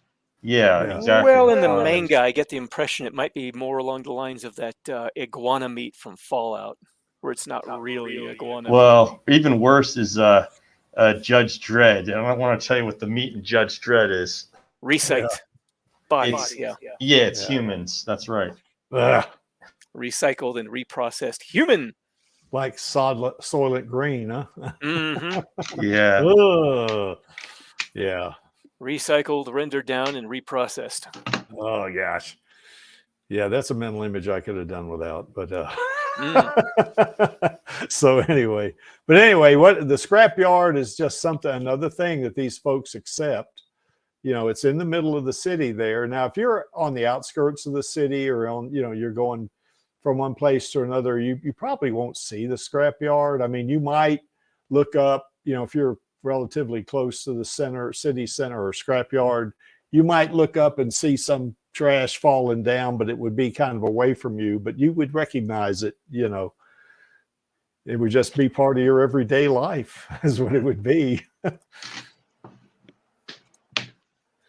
Okay. All right. The people themselves. Now, you know, we mentioned a while ago that, you know, that there are going to be, you know, there'll be cyborgs, there'll be humans. Now you can see, now here's a good example of that. Now, the woman you see there, she's got a cybernetic arm. And there was also the guy with the prosthetic, full prosthetic arms playing a guitar in another scene. Yeah, that's right. Well, I didn't get that one, but you can see here that this is most of the people in this shot are humans. I mean, they're not, they don't have any cybernetics, at least that we can see. Now, they may have some cybernetics like cochlear implants or something like that, but you can't see that. Cheers, Vladi from the Shires in the UK. Hey, channel. Hey, Chaos. Hey, Lee. I'm kind of shaving, so I'll be a bit distracted. I thought I'd just pop in and say that. Yes. So anyway, by the way, on this picture, I love how. Have you seen the concept art? They've like copied it perfectly. It's really cool. I saw. Yeah, I got quite. Yeah, the book. Yeah. But anyway, here you see, now this is only one cyborg that we can tell, because like I said, some of these folks might have cochlear implants or they might have some kind of pacemaker or something. We can't see them, you know, but this is an example of someone who's not a total replacement cyborg. And the little girl there, she's obviously just a human, you know, I mean, you know, and these people are all together, living together. Yep. That's the thing. A lot of the people who get any kind of replacements either were due to accident or often an upgrade so they can keep up with their employer's demands at their job. Which would be Zalem. Well, typically the factory, yeah, but I imagine there's probably some other, you know, smaller businesses out there that they'll demand more and more out of their workers if they want to keep their job. And so the worker is forced to take out some kind of a loan or something like that in order to get a upgrade to help them meet their employer's demands so they can keep their work. Yeah. And here's kind of another example right here. Now you can see Alita down there eating the falafel, I guess, or might be a burrito or something. I can't I always remember. thought it was a burrito. I'm not entirely sure what a falafel is, honestly. Well, a falafel. I'm not entirely sure the difference either. Yeah. One thing to note here is we see bicycles on the right. So people are using bicycles, and that was probably a pretty common, pretty common thing in Iron City because this is not like New York City, say, or London or someplace like that, you know, or say maybe Brisbane, if Angelus was here, where you see a lot of cars and they're going back and forth and they're staying in their lane. I think there was elevated rail too. I'm just trying to know where. Yeah, there's elevated rail, and there's ground rail too, you know, but you see here that most of the thoroughfare here is going to be for people walking. And you'll see these like taxis like this guy right here in the foreground. It's kind of different, isn't it? I mean, it's not like any taxi we see on Earth today. No, you know, it's electric, isn't it? Now they certainly this taxi right here. Now it varies quite a bit. You know, the taxis in New York City are all recognizable as big yellow cabs or rather sedans or whatever, and the taxis in London are like black, you know, and stuff like that. And they vary from city to city, obviously, and you got Uber and stuff like that. But this doesn't look like that, does it? It just looks like some kind of miniature conveyance that was built. And they certainly got a radio on there because you see the antenna coming off. But it's not like it's primary, the road here, the thoroughfare, is its primary purpose is not for this taxi. It looks like it's for the people. Yeah, it's the Iron City is the ultimate 15-minute city. Yeah. So, it's World Economic Forum approved. Yes. So it looks like a lot of bicycles you see there on the right. There's the cab. And everyone works for the elite, so that's another reason why it's World Economic Forum. Yeah, they either work for the factory, which would be working directly for Zalem, or they would be working for some business that, you know, feeds them or something like that, which we're going to talk about in a little bit here. But yeah, that's what it's all about, I guess, you know. And you see some guys on the left there shopping. We're going to talk about that so in a little while. But I love how rich the world is in all these shots of Iron City. You can just pause it and pick up so many details and like imagine like what do they do with their lives? Why have they got that side? Why have they got that sidewalk arm and stuff like that? Well, I know they have above ground sewer, because you remember when I guess when Screwhead and Cremosa and Stinger were all chasing Alita. You remember Screwhead kind of jumped over it, and then I guess the sewage got on Cremosa, and it kind of blinded him, and he, you know, hit it and he fell off, you know, and he fell to his death. And then of course just Stinger just kind of plowed through it, you know, sort of, you know.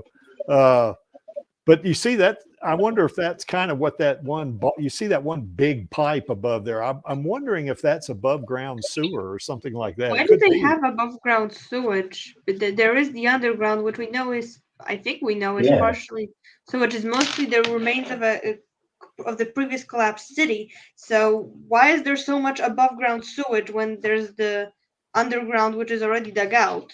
Yeah, I don't know. I would imagine maybe the most poverty-stricken districts have above-ground sewage, simply because there's no one and no resources allocated to fixing any of the infrastructure there. So it's just left to rot, and as a result, everything just backs up, and you end up with a bunch of crap everywhere. Literally. Yeah, that's probably what happened to the underworld sewage as well. Like that just fell into disrepair and nobody fixed it. So now they just stick pipes above ground. Yeah, it got dilapidated or damaged or something. By the way, Chaos had to go. He put a message in the private chat. I'm gonna have to get going here shortly soon. Too. Okay, well, you know, hopefully we won't go too much longer. But you can see there's a mixture of people. There's a mixture of different ways that people get from point A to point B. For anyone who's watching the stream but still hasn't read the art book, the fun fact is that when different type of cyborgs are based on different vehicles, the random background citizen cyborgs are based on motorcycles. Yes, or those kind of unicycle things, you mean, or whatever those things were. Is that what you're talking about? And in the art book, they say that a lot of the cyborg parts are supposed to look like parts of vehicle parts, and for the citizens, for the civilians, the background randos that aren't in any fight scenes, just background civilians, they were based. The mechanical parts of their cyborgs are based on motorcycles. I guess that kind of makes sense, because like with motorcycles, a lot of the like metal is like exposed, you know what I mean? Like all the curved. I don't even. I'm not a piston head. I don't really know what terms. The thing that strikes me about this particular shot right here is that in some way it is very similar.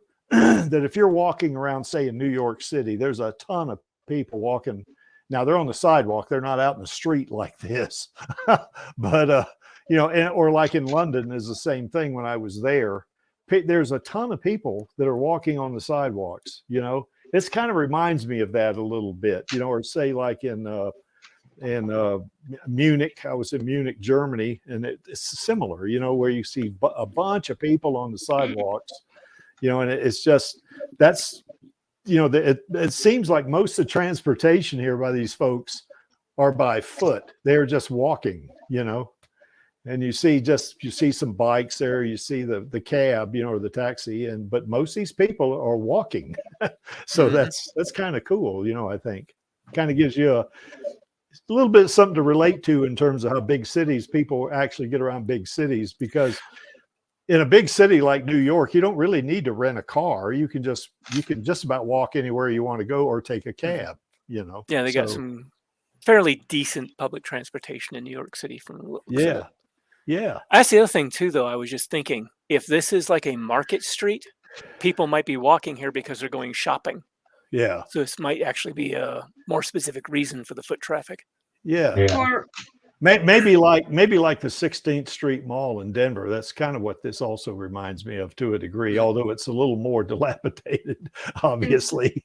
And it might also explain all the buskers, like the guy playing the guitar and stuff, trying to, you know, get people to donate. In certain towns, there are streets that on specific days of the week are closed off and work as a bazaar, and on another days, the rest days of the week, they're just a normal street. So, for example, 2 days of the week it's shut off and it's a bazaar, and the rest of the week it's a street.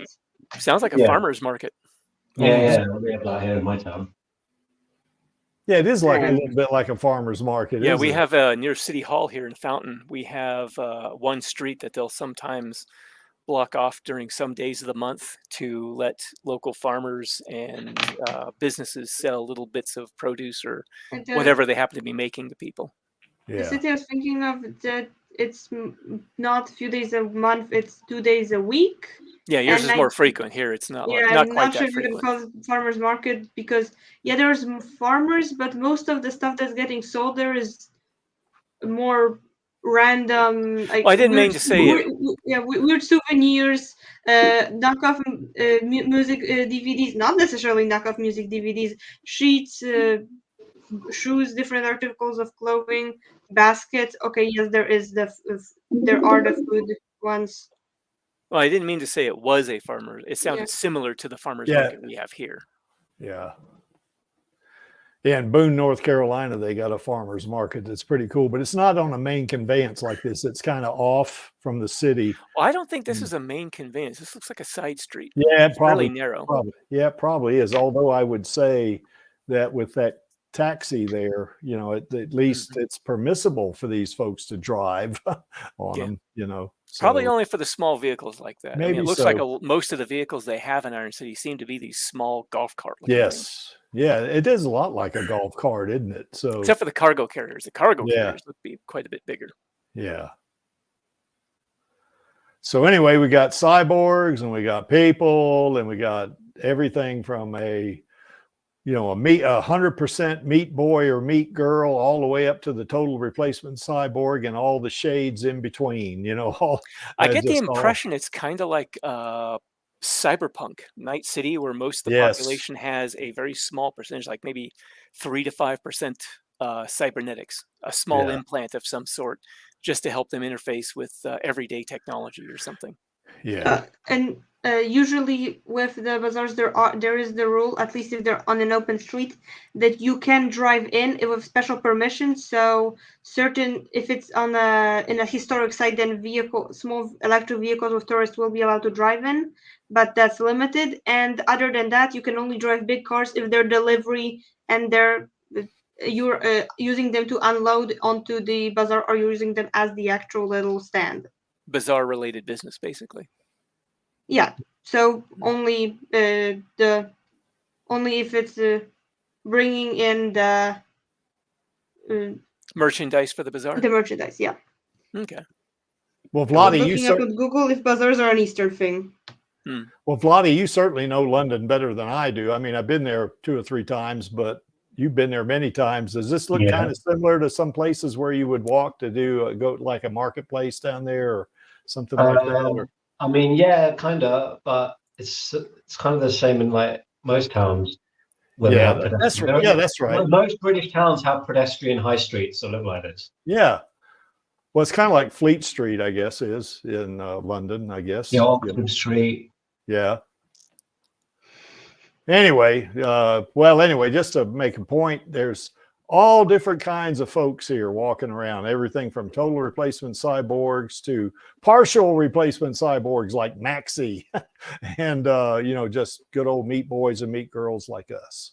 So, you know, they're all in this one location. They're all trying to survive and get by and stuff like that, you know, and they have a means of subsistence. I have a feeling the partial cyborgs, like that one woman with the one arm, they're probably not looked at really any differently than a regular person. It seems like the total replacement cyborgs are looked at a bit more differently because that's a sign of wealth, being full conversion like that. Yeah. Yeah, also there's so much less of a flesh and blood body remaining. I guess it's kind of a little bit like American Indians. I mean, you know, like me, I'm what's called a mixed blood, and then you have full bloods, and I mean, it's not a racial thing, but we kind of look at each other a little bit different, you know, I guess, you know, and maybe it's a similar thing there, I guess, you know. I think with this, it's more a disparity between the perceived wealth and power that the individual possesses. Like because like Japan, he's probably very wealthy, and in the novelization, while he's chasing Hugo, he even stops at a couple of places to get his cheekbones and his teeth fixed. Yeah, get some work done while he's chasing down a mark. Yeah, that's right. It seems like, because they're all sort of forced in together, they seem like they've moved beyond identity politics, and it's gone back to what it should be really, which is basically the rich versus the poor, but how the rich manage to mix things up in the real world as they get everyone fighting amongst each other. Well, I have a feeling their identity politics may have evolved to become different sets of wedges to keep people divided. Like cyborgs versus meat boys. Yeah, exactly. That's like definitely that's definitely one of the main ones there. So Japan running, I didn't read the novelization, so Japan running, did he just go, excuse me, I'm skipping, he wouldn't say excuse me, hey, I'm skipping the line, I'm still on duty. Yeah, I just gotta look good when I'm killing my mark. He probably just went into a local shop and just said, if there was an open chair, he says, I need to get some work done. Just hop in that open chair. Can you raise my cheeks a little bit more? Make it quick. Polish the teeth, redo the hair. I'm chasing down this mark. Make it quick. Yeah. Also, I've got a sending by the window because I need to know where my mark is running off. And if but to your point about the rich versus the poor, if you look at Japan's body, all of these this ornamentation and all these designs and all like this he's wearing symbols of his own wealth. Yeah, exactly.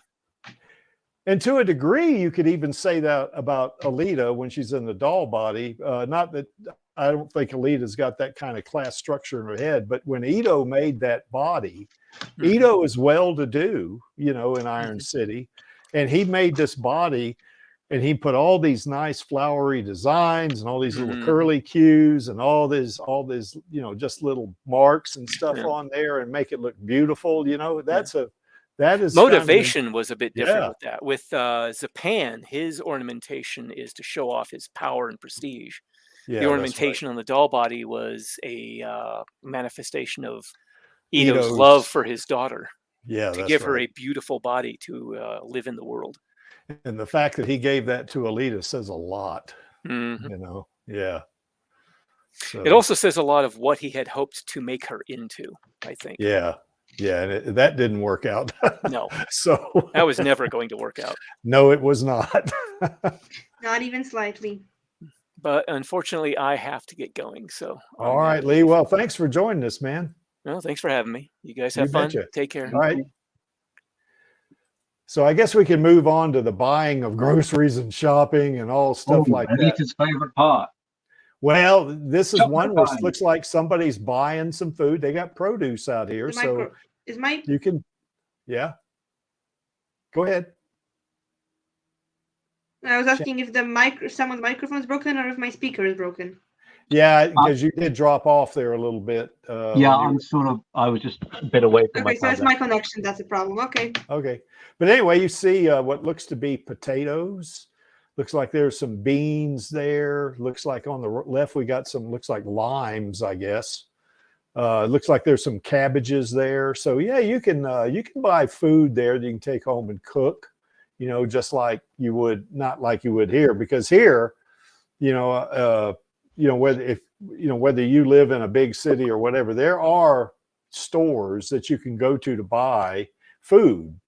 You know, and if you live in like this, in the burbs, as we say, the suburbs, then you'll have like these big supermarkets, you know, like for instance, what we have here is King Supers. We have Safeway. There's Winn-Dixie. There is Lowe's Foods. They're just big, you know, grocery stores is basically what they are, you know, and they sell some other stuff too.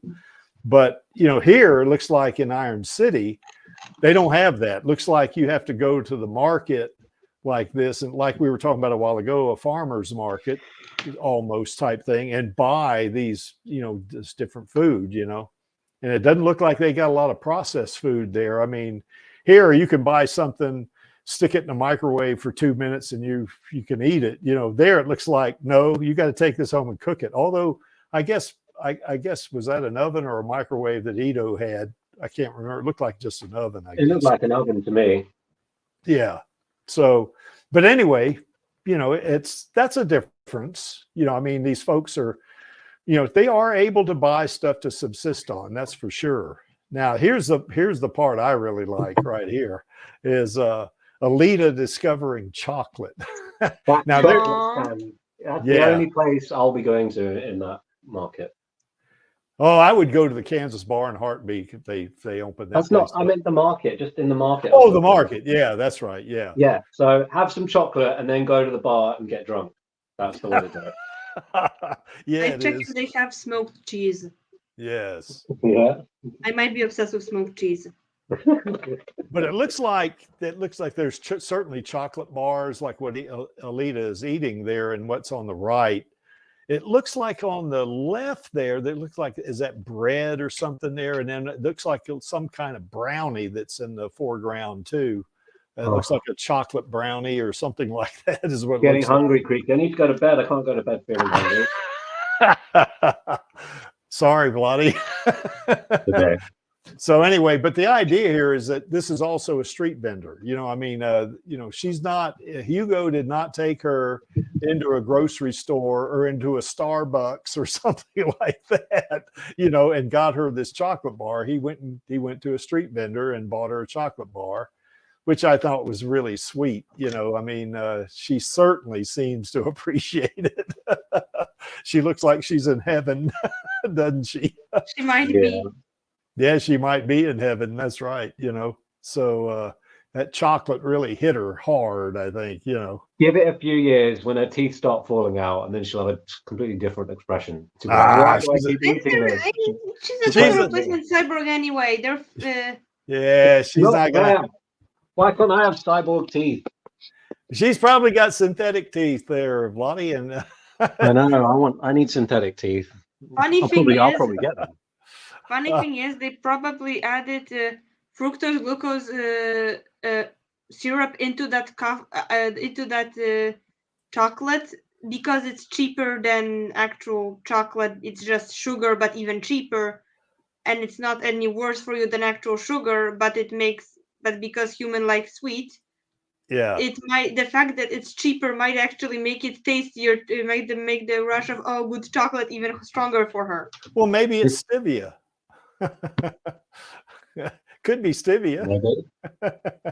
You don't know. You know, we don't know what now. If it's, I think Robert Rodriguez in real life, he made these chocolate bars. I remember watching that video that he did of how he made chocolate bars. That, oh shit, now I got to go eat some chocolate because it was really looked good. You know.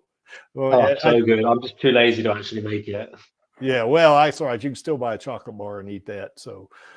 You know, but anyway, yeah, it looked really good, you know. So anyway, this street vendor probably is doing the same thing. I mean, granted, it's fictional, but he's probably making, he or his wife or him and they're together or whatever they do. They probably before they open up the stand that they got there, that you know they probably the night before make these chocolate bars. And then bring them to the market to be sold, you know, and that's pretty cool, you know. Because I know back in the Depression, I know my grandparents, they actually had a small store there in Northwest Florida that they would actually go catch fish and bring the fish back and sell them to the locals, you know. So that's nice. Yeah. So anyway, that's pretty neat, I think. And they got, that kind of helped them get by during the Depression, So anyway, yeah, I love. Creepy. I'm sorry. I can't believe you were alive during the Depression. You're so old. No, I wasn't alive during the Depression. Yes, you were. Your grandparents. I was not alive during the Depression. You're some kind of vampire. Well, no, I'm an 8,000-year-old power lifter. That's what I am. At least that's what Den said I am. So, yeah. But I really like this little scene right here, Alita. I mean, that's kind of a sweet little scene, isn't it? Gorgeous. Yeah. I love the music as well. Her eating really that sweet. chocolate. Yeah, it is. As sweet as Alita eating the sweet chocolate. Yeah, and she loves it. I like that part where she's sitting down with Ito. He had kept her food warm before and all that, and she's about to eat it. And she looks up, "Babe, do you have any chocolate?" And the look on his face was like, "Well, how do you know about chocolate?" That's Ito's fault. That meal looked disgusting. That's right. Oh, I don't know. It looked like they had potatoes. It looked so dry. The potatoes looked drier than anything. Well, she did come in after dark, like he warned her not to do. So, if you reheat it in the microwave, then it drains the moisture. Yeah. Yeah, that looked like an oven to me, though. I agree with Vladi. It didn't look like a microwave.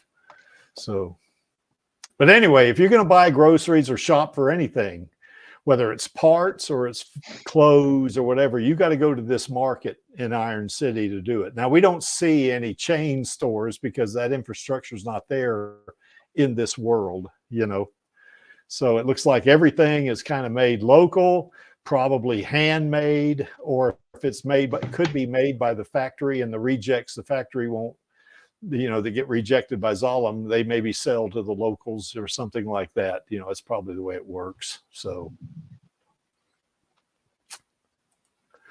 okay, the factory. Not going to say a whole lot about this, except for the fact this is a primary employer for most of the people, I guess, or at least a significant percentage of the people in Iron City, because their main goal is to produce, whatever, or manufacture whatever products that need to be manufactured for the folks living in Zalem.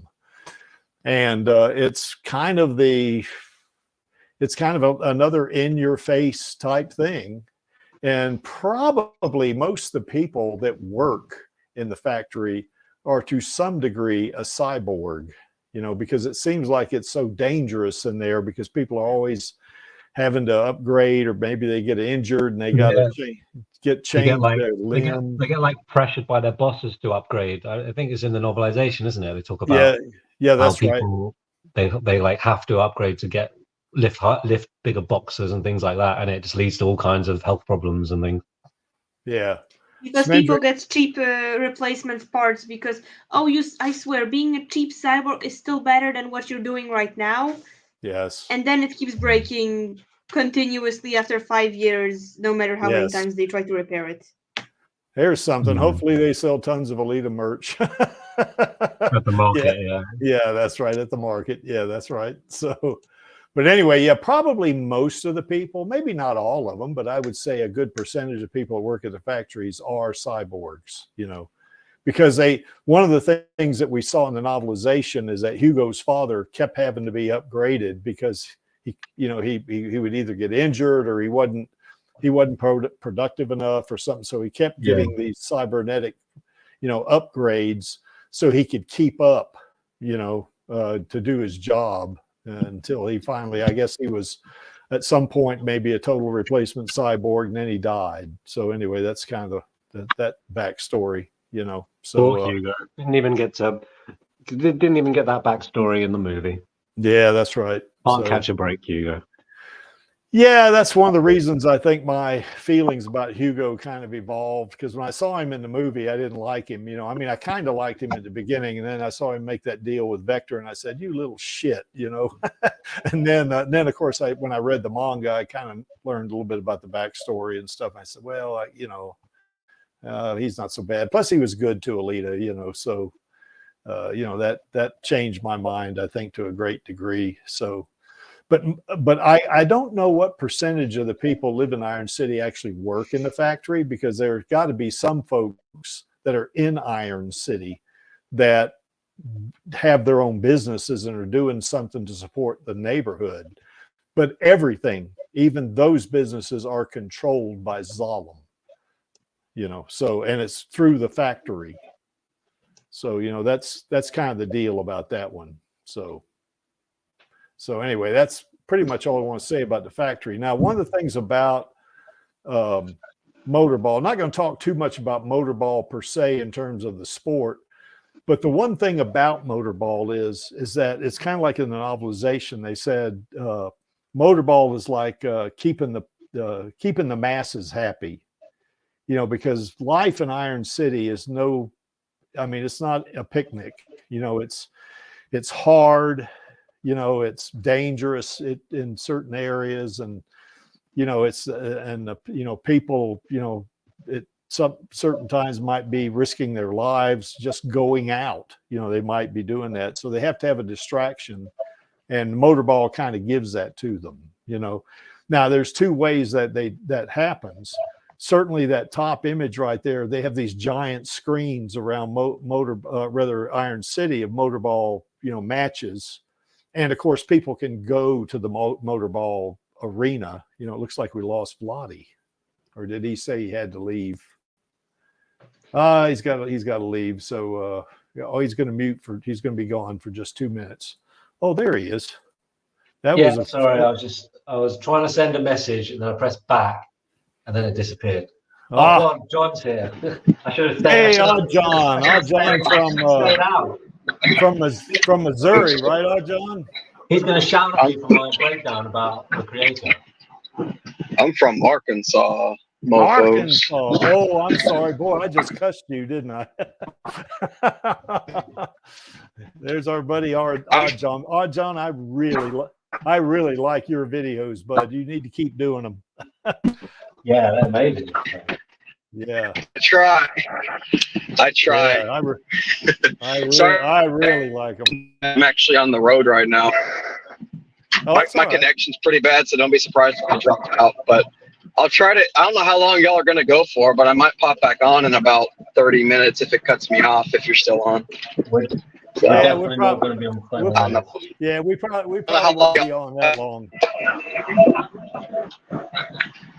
Okay, I get it. Well, that's all right, you know, but thanks for joining us. But anyway, Motorball, you know, professional Motorball certainly is a distraction, but they even have street Motorball. And in the manga, they talk about the different levels, you know, of Motorball. You know, there's street Motorball, and then, of course, there's the third league, the second league, and there might even be a fourth league. I don't remember. Channel, you probably read the mangas more than I have. I don't know if there's a fourth league. I think Motorball is the one part that I didn't really remember much or pay attention to much. But I know there's a third league and a second league. I know that. And the second league, I did pay attention to the things that were happening between characters, not to the actual game. So the Ito, Alita, Joshua, and Shimura. Yeah. But you see it in that image on the bottom right there. Now, it's not very large because I had to kind of compress this down because I had to keep it down under 50 megabytes. But anyway, what you see on the side there is a lot of people that are there watching these kids play Motorball in the street. So that's another way that Motorball distracts people. You know, and some of those folks in the movie, remember, actually they might have a meal that they're eating or something like this. You know, and or they might have a drink or something, or just, you know, having fun with their friends there or something like that. And these kids are playing Motorball and they're watching it, you know. So in a way for them, it's kind of like to watch a free Motorball game. You know, there's Odd John. He's back. Welcome back, Odd John. Looks like you hit a dead spot.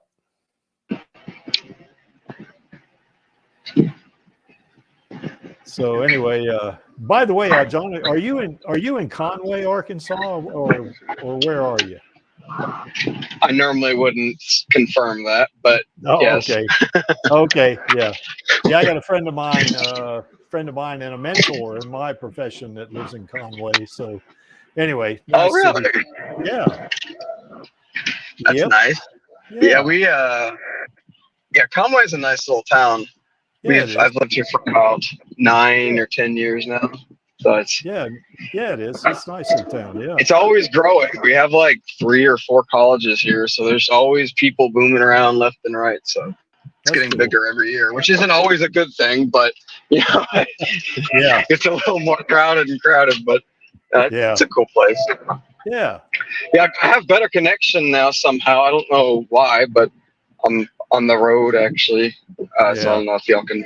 I don't know how patchy my voice is, but yeah, I figured I'd pop in and let y'all know. Actually, we've not confirmed it yet. She's not put out a tweet, but KranberriJam and I might be doing a stream tomorrow around.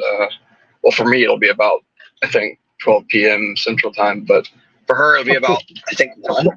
So I probably shouldn't just announce that because I don't really know for sure yet if that's going to happen, but I thought I'd make you all aware in case it does. Yeah. So. What's your thing? What are you collabing about with? What are you doing? Yeah, what do you? She's going to have art stream and we're just going to sit there and talk. Okay. And I thought you were doing Cool. something. But yeah, I remember we I operate off the both cuff showed up anyway. for our- Sorry, go ahead. I didn't make it at all. I was supposed to, and I ended up getting late by like 2 hours. So that didn't happen. That was partially my fault, but part of it was also someone else's fault that was supposed to meet me. I said to her in 15 minutes, which actually would have happened, but shit happens, whatever. But hopefully we get to do that tomorrow, and we'll be around. I think I don't know. I'm not used. I don't know if I can screen share on my tablet to Discord or not, but if it lets me, I might actually show y'all what I do with whenever I do videos. So she'll be doing her art thing, and I will attempt to do a video. I don't know. We'll see. But yeah, man, I got what you said, by the way, before I lagged out. Hula used to do streaming. He used to do videos where he would stream him making videos. He should do that. Yeah. I can try. I just don't know if it's gonna be really. It probably won't turn out too well. Odds on if you're driving, it might not be a good idea. If you're driving. So. No, I don't mean right now. I'm talking about. I'm talking about when I'm home. No, my phone's sitting over here. No, hell no. My phone is. No, if I could do that, then I could do a lot of other shit too. But no, my phone is sitting in my little cup holder right now. Okay. I'm talking to y'all. I have my earbuds in. It's rather. I hate earbuds actually. I really don't like using them. But you can't do headphones while you're. You can't do a headset while you're driving. I've seen people do that, but I'm not. I'll try that shit. I'm good. But man, I got what you said about the. No, I got what you said about the videos. Yeah, man, I'm trying. I've had a lot of fun making those over the past. Actually, I've had more fun making them over the past, I'd say, 4 months, which is hilarious because actually less people are actually seeing them. The better I've gotten with them, it's weird. It's like I've gone backwards for some reason. But it's fine though. I mean, yeah, I did actually. The one I did recently, which had like no dialogue at all except for Alita screaming "Vector," you know. Outside of that, there was no dialogue at all. And I think for some reason, those types of videos, like just the pure raw instrumental shit with the backdrop of literally the entire movie, like brought down into a 4-minute segment. I think I've seen other people do videos kind of like that. Yeah. And I don't know. I think that just clicked. I might have to, I'm going to do another one like that. I don't know. I'm not decided yet. But the next one I'm doing is going to be, go ahead. No, you go ahead.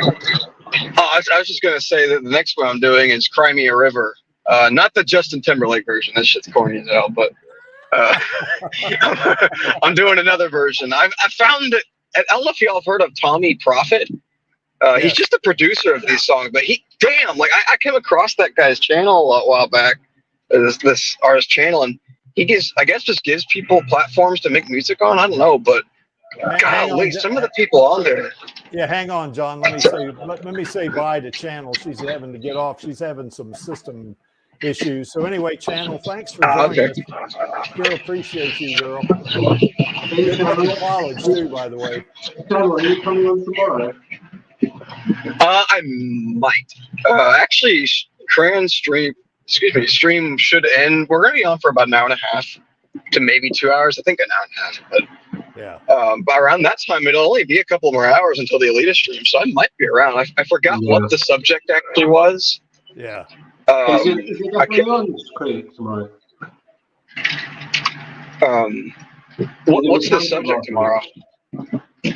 Anyway, well, we're getting to that, but it's going to be how are we gonna not end up in Alita's world, you know? So, I mean, this is an interesting topic. So we're going to try to stay away from politics on that one. Yeah, I was about to say that could be a tough one. Yeah, I was saying how Iron City is the perfect 15-minute city, and everyone works. I have the perfect suggestion for how to avoid that. Don't feed the AI. No, I'm kidding. I say that as someone that was I say that, but like just a few days ago, I was over here like, hey, buddy, do you know if there's an app that lets me take Alita's voice? A little beef back and forth for a moment. I was like, how dare you steal Alita's voice while I'm making all these? He's like, how dare you? Hey, I've used AI for Alita's voice. I mean, it's not as good as Alita, but you know, it's funny actually because I actually came across an app. It was a Bible app actually that was like it'll be read to you in like celebrities' voices. I was like, oh shit, I gotta hear this. One of them was Snoop Dogg, and it's actually what gave me the idea. I was like, yo, okay, if we can have the entire Bible spoken out to you by Snoop Dogg, I should be able to get Alita, damn it. Okay. Come on now. Okay. If you read the Bible, if you hear an audio of the Bible from Snoop Dogg, you better not be where you get struck by lightning. Dude. I saw that and I was dying. Let me bring it back to the main topic here so we can get moving. Because Lonnie's sorry, no, you're okay. I've got to go soon, Creaky. Yeah, it's okay. Can I say something to Vladdy real quick? Well, one thing about Iron City is that the crime rate is extremely high there. We kind of touched on this a while ago, but you know, as you can see here's a case where someone has murdered, and we know who that someone was. It was Nisiana, Romo, and Gorishka had killed these 6 humans. And of course, you know, that seems to be par for the course, you know, in Iron City, where they have this, you know, kind of a crime wave type thing. And we kind of talked about this a while ago to where, you know, that, you know, people don't need to be going out in Iron City after dark in certain areas because you can get in big trouble. Sorry, it's driving me crazy. That was my turn signal. Oh, God. Sorry. And of course, I've actually been. Go ahead. But anyway, here's the source of some of that crime. Our buddy Derek Mears here playing Romo. You know, I'm just trying to hear him. Over all of John's background noise. Yeah, odd John, can you possibly mute your mic when you're not talking? Also, you're very loud in general. I don't know why. You always seem very loud. Oh, there we go. Now, Odd John, when you want to talk, go ahead. Odd John, when you want to talk, go ahead and unmute. But wow, it is a bit really tricky tough when he's driving to do that. Yes, yeah, that's true, I guess. But anyway, here's the source of some of that crime right here. Of course, that didn't last long after Alita met him, for sure. Yeah, she ground and pounded his ass into the pavement. So you know, and they don't really have a police force, you know, in Iron City, which is going to be a big problem. You know, in terms of, you know, keeping the populace safe. But, you know, the only 2 things they do have is they have the Centurions, which really don't care too much about, you know, what's going on among the people. If they perceive a threat somewhere, they might, you know, they might shoot it, you know, but their intelligence, this is AI, of course, is pretty it's pretty dumb, you know, and you know, people try to avoid them. And then of course all they can say is out the way, step aside. Yeah, exactly. Return the criminal Hugo. Yeah, that's right. You know. Also, like Hugo must have, when he was trying to act all brave when the Centurion was walking away, he must have known there was no chance it would turn around and shoot him, or he would not have been like, "Hey." Well, when he said that to Alita, Alita's a hunter warrior, so I mean, she, you know, they're not going to shoot her, and they're not going to shoot Zapan unless they attack them, you know, and they're not doing that. So, I remember when she first ran, she had the run in with the Centurion. Yeah, and then Hugo was like saved and was trying to act tough. Oh, I see what you're saying. Yeah, Hugo. Yeah, that's right. He, you know. But why don't you watch where you're going? I think that was the line. Yeah, that was after it was already walking down the street. Because he knows that it's just a really stupid robot and it's not going to turn around. Yeah, and it's not. It doesn't have an ego. So, yeah, they offended. Like, what did he just say to me? Yeah. What'd you just say to me, meat boy? Yeah, well, yeah. Well, Japan definitely would have been like, "Come here, you little shit." Yeah. And of course, the only other thing that has any semblance of law and order around there are the hunter warriors, which is what Japan is on the bottom there. But the only problem there is they don't really care. It's not like police that they're, what's their motto? Protect and to serve. Well, no, that's not them. They're in this for the money. They're trying to collect money by you know getting the perps, you know, and then taking their heads to the factory and collecting the bounty. You know, that's really all they are. They're not going to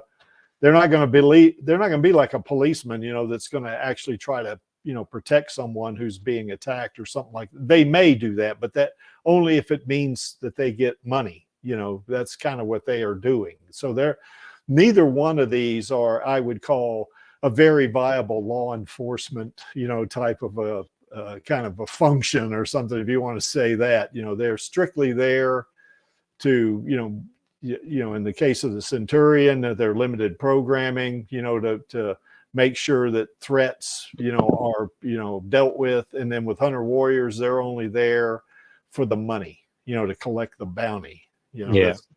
So yeah, in Cyberpunk 2077, I'm looking forward to doing some bounty hunting. Ah, okay.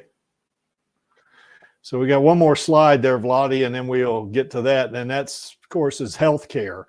Now, people say, why do you have this here? Well, one of the things about this is that, and that's a really beautiful shot of Alita, isn't it? Wow. Stunning. That whole scene is like a work of art, really. Oh, yeah, like most it of the is. scenes in the movie. But anyway, you know, I think in the novelization, they have a hospital. But the only thing about that hospital is it's kind of like what Lee was saying a while ago. You know, you come in there, you're injured. The probably what they're going to do for you is just give you some drugs and send you home, you know. So I wouldn't call it a hospital or an urgent care center or emergency room like we have here, you know, in our day. You know, it's more like, you know, okay, you come in here and you're injured. Take these pills and I get out of my face. That's kind of more or less what's that sounds like that sounds like healthcare today. In some cases, yes.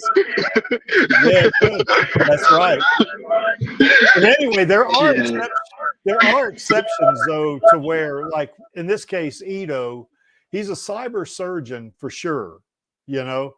But you know, as we were talking a while ago, he has a very good understanding of how to treat, you know, meat boys and meat girls, because he would have to know that to be able to integrate cybernetics into the human brain. You know, you have to know that, you know. So he would probably function pretty well as a doctor, particularly Ito, because he is probably the best there, you know. But the thing of it is these people are, you know, it'd be like trying to, if you had a serious injury, going to a doctor's office, just a doctor that's not in a hospital, just going to the office, say, hey, I broke my leg, can you fix me? You know, that they could do it, but, you know, they're not as well equipped for an emergency like that, say, as a hospital would be, or say an urgent care center. So, you know, but now they still have that there. You know, they still do have healthcare. Now, in the case of if you're a cyborg, that technology is a lot more advanced than what we have today. So that would, if you're a cyborg,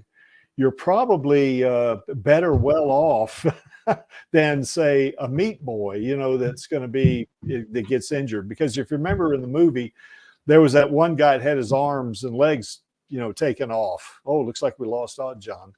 And I keep wanting to make an edit with Hugo as a DJ and like with the caption saying, "Play that funky music, meat boy," instead of white boy. Wouldn't that be a funny edit? Yes, that would be pretty good. I wonder if you could do that with AI. To get a picture of Hugo, yeah, and turn him into a DJ, a 70s DJ. Yeah, do that with AI. Yeah, exactly. Yeah, that would work. But anyway, if you're a cyborg, you're in great shape. You know, you go to Ito, he can fix you up.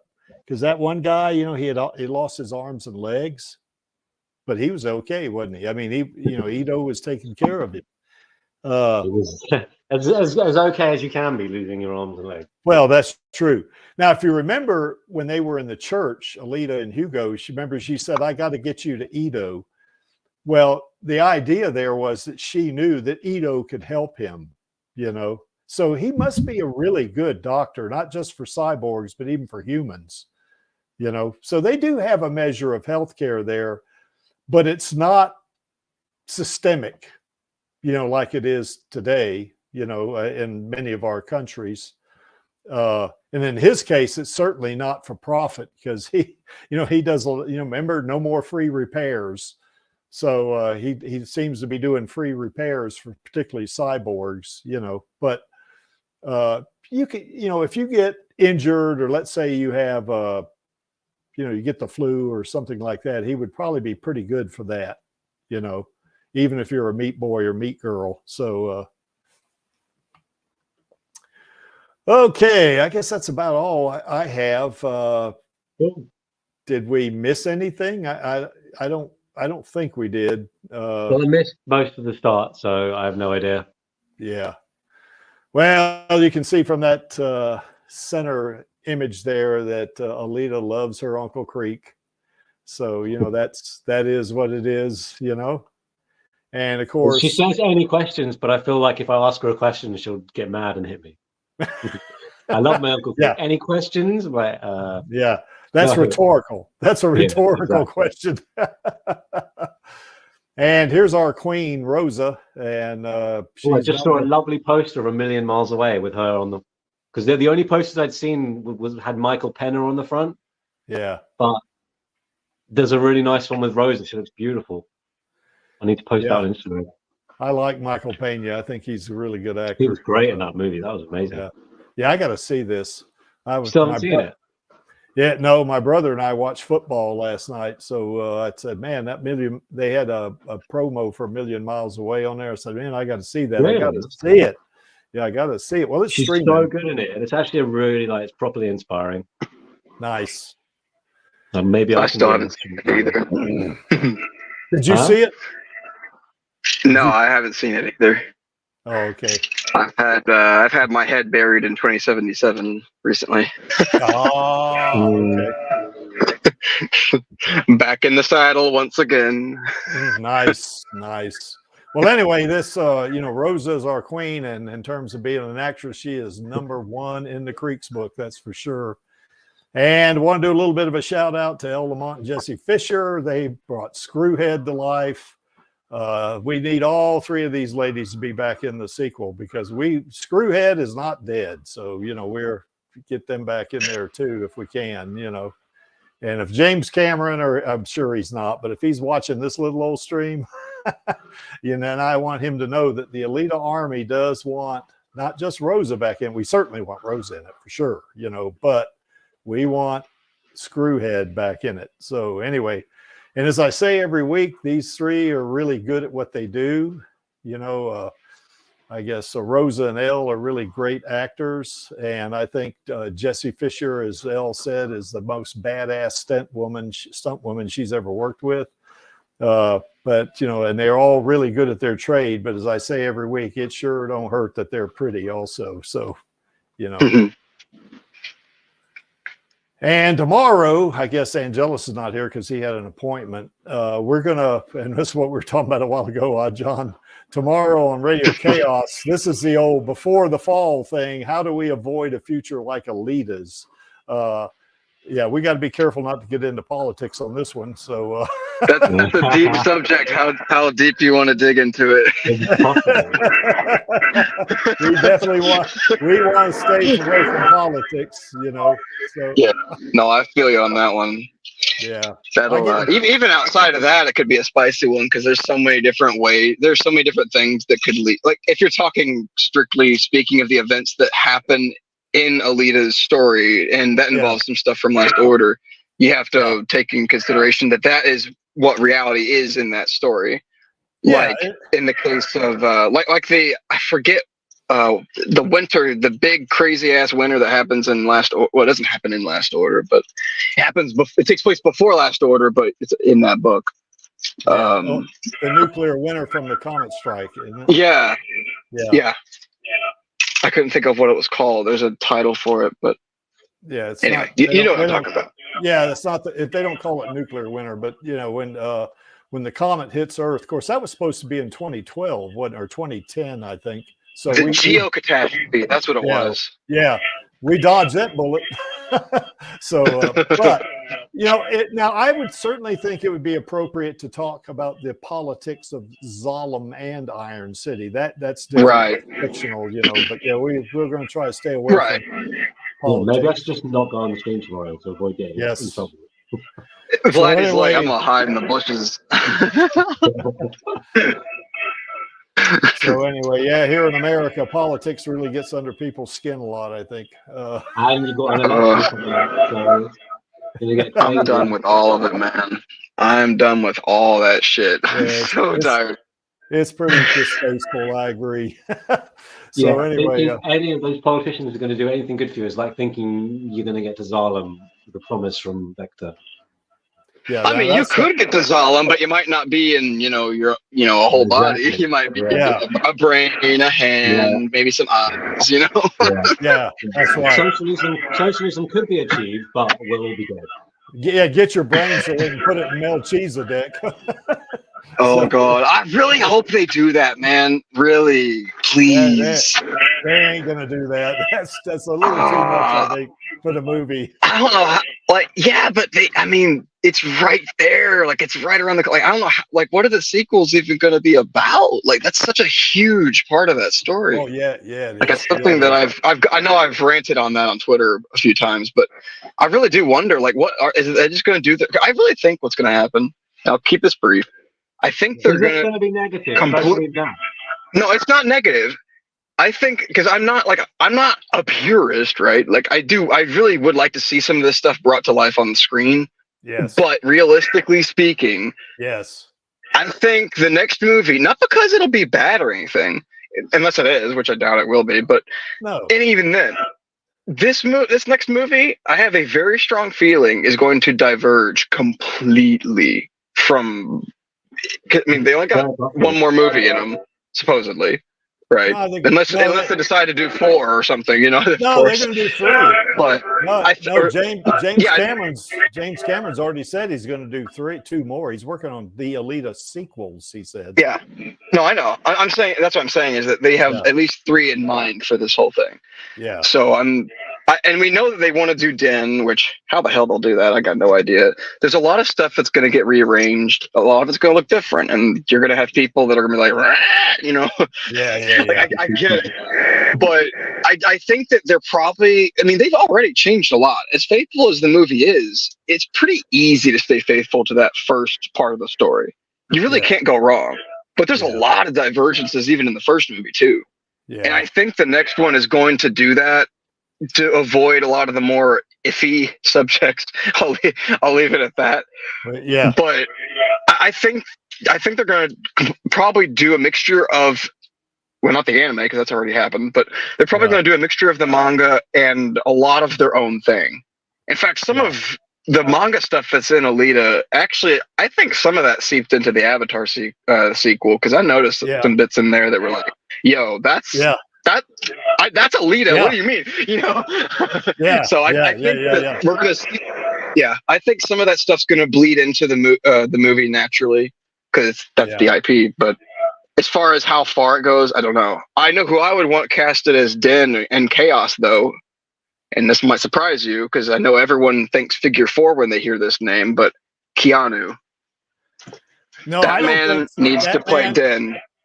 I could see him playing Den. I don't see him playing Figure 4. To me, No, I don't either. I see somebody more like Jason Momoa playing Figure 4. Yeah, That's somebody like that. You know?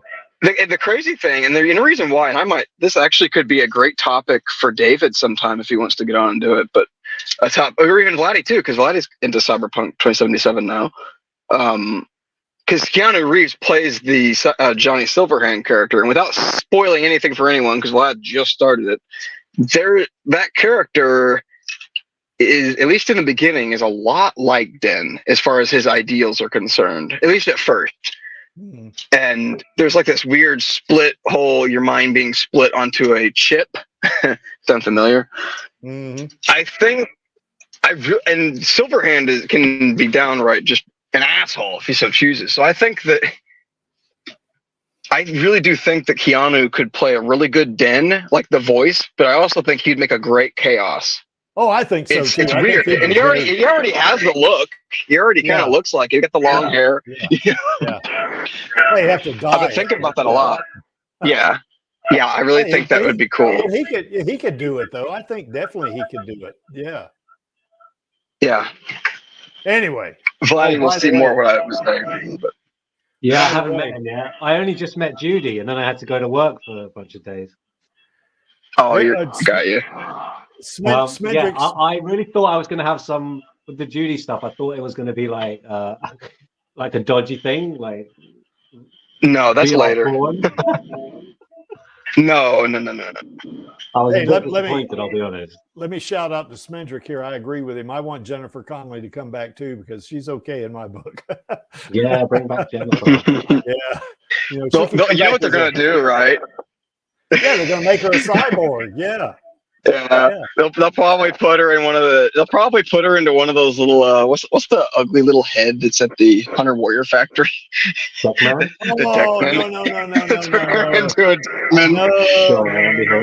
socket soldier? You mean like a socket soldier? That works too. No. Anyway, I want Jennifer Connelly to come back too because she could. She was alive in that box, so there's no reason why. Yeah, man, those eyeballs are moving around. Could even be a completely different actress, but the same. No, exactly. I want Jennifer. Yeah, it's crazy. The first time I saw the movie, that scene threw me off so bad. It's like I was not expecting to see that. Well, my reaction was, "Whoa!" That was my reaction. Yeah, it was wild, man. Eyeballs and brains and hands. Oh my. Yeah, that's right. Anyway, let me bring it back to this, guys. Okay. Yeah, let's wrap it up. I want to go for a walk before bed. Okay, you join us tomorrow at Radio Chaos. We're going to have a really lively discussion, I bet.